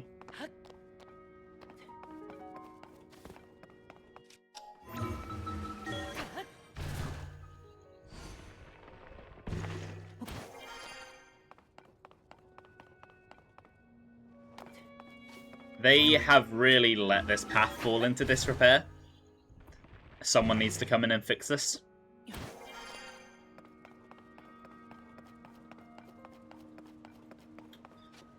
Oh, hello, mysterious glowing ball of light. I wonder what you could be about.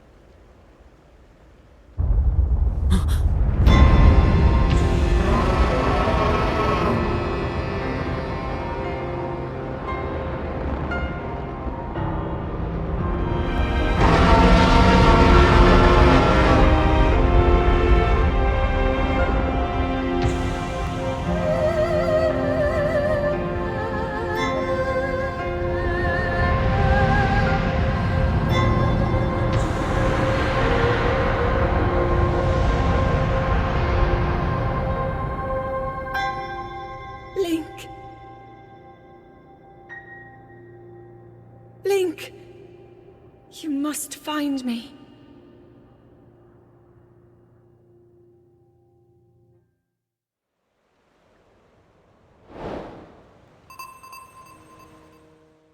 And just like that, the Master Sword is gone. And the cloud barrier has been opened.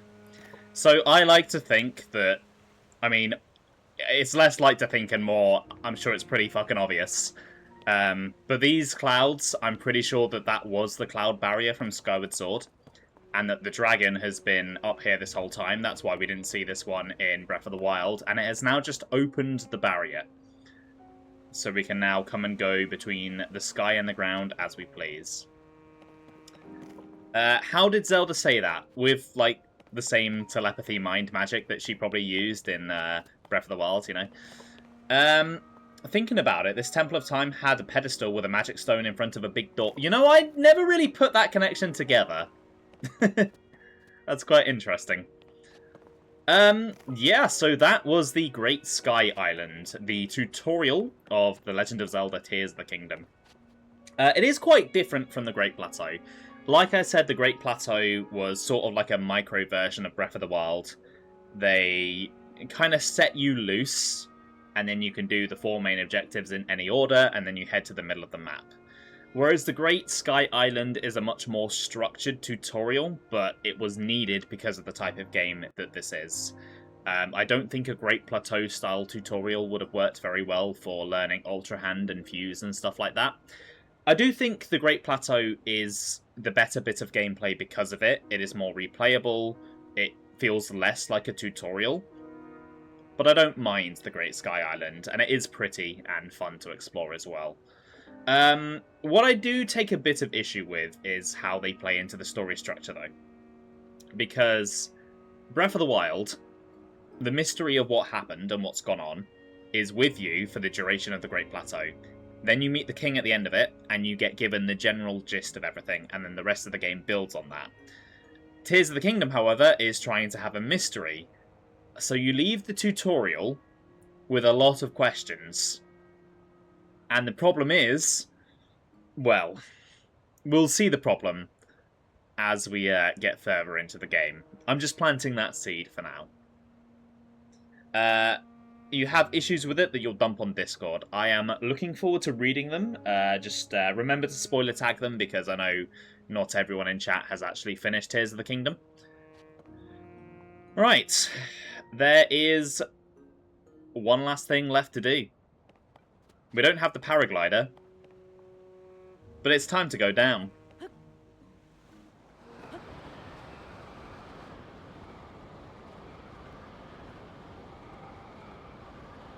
Right, let's try and land close to the beach.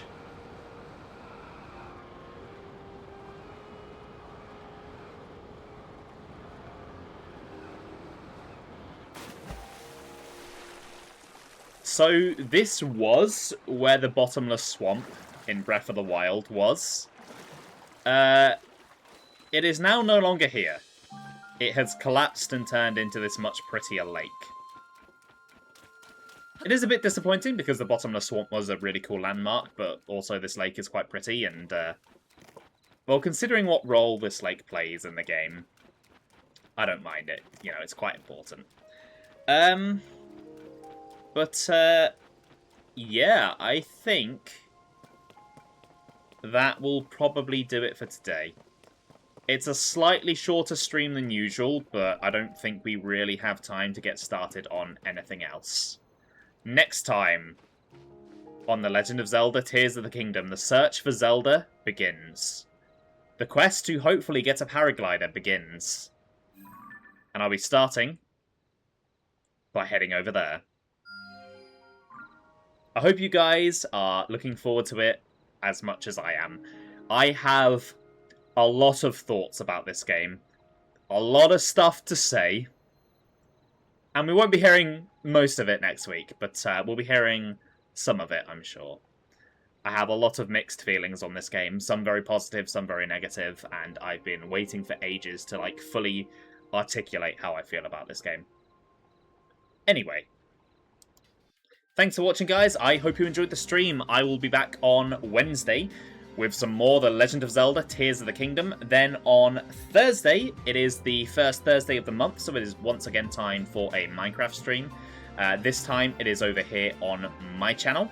Ben and Sam will be joining me as usual, so if you haven't already followed them, please do. They are great friends of mine and wonderful streamers. Ben, why does it say you were streaming Tears of the Kingdom? Oh, no, it shouted out me. There's a typo. I'll fix that. Ben is getting started on his playthrough of Grand Blue Fantasy Relink Endless Ragnarok tomorrow. And Sam is currently playing through Nier Automata. They are good friends of mine and great streamers, so please do go and check them out. Minecraft and Zelda, bro the breast streamer. Well, I'm glad you agree.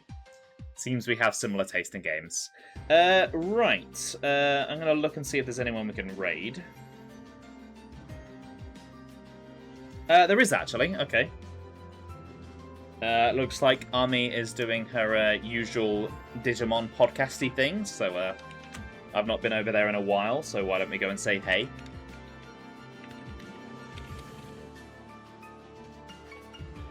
There we go. Okay then. Have a good one, guys. And I'll see you all later. Bye!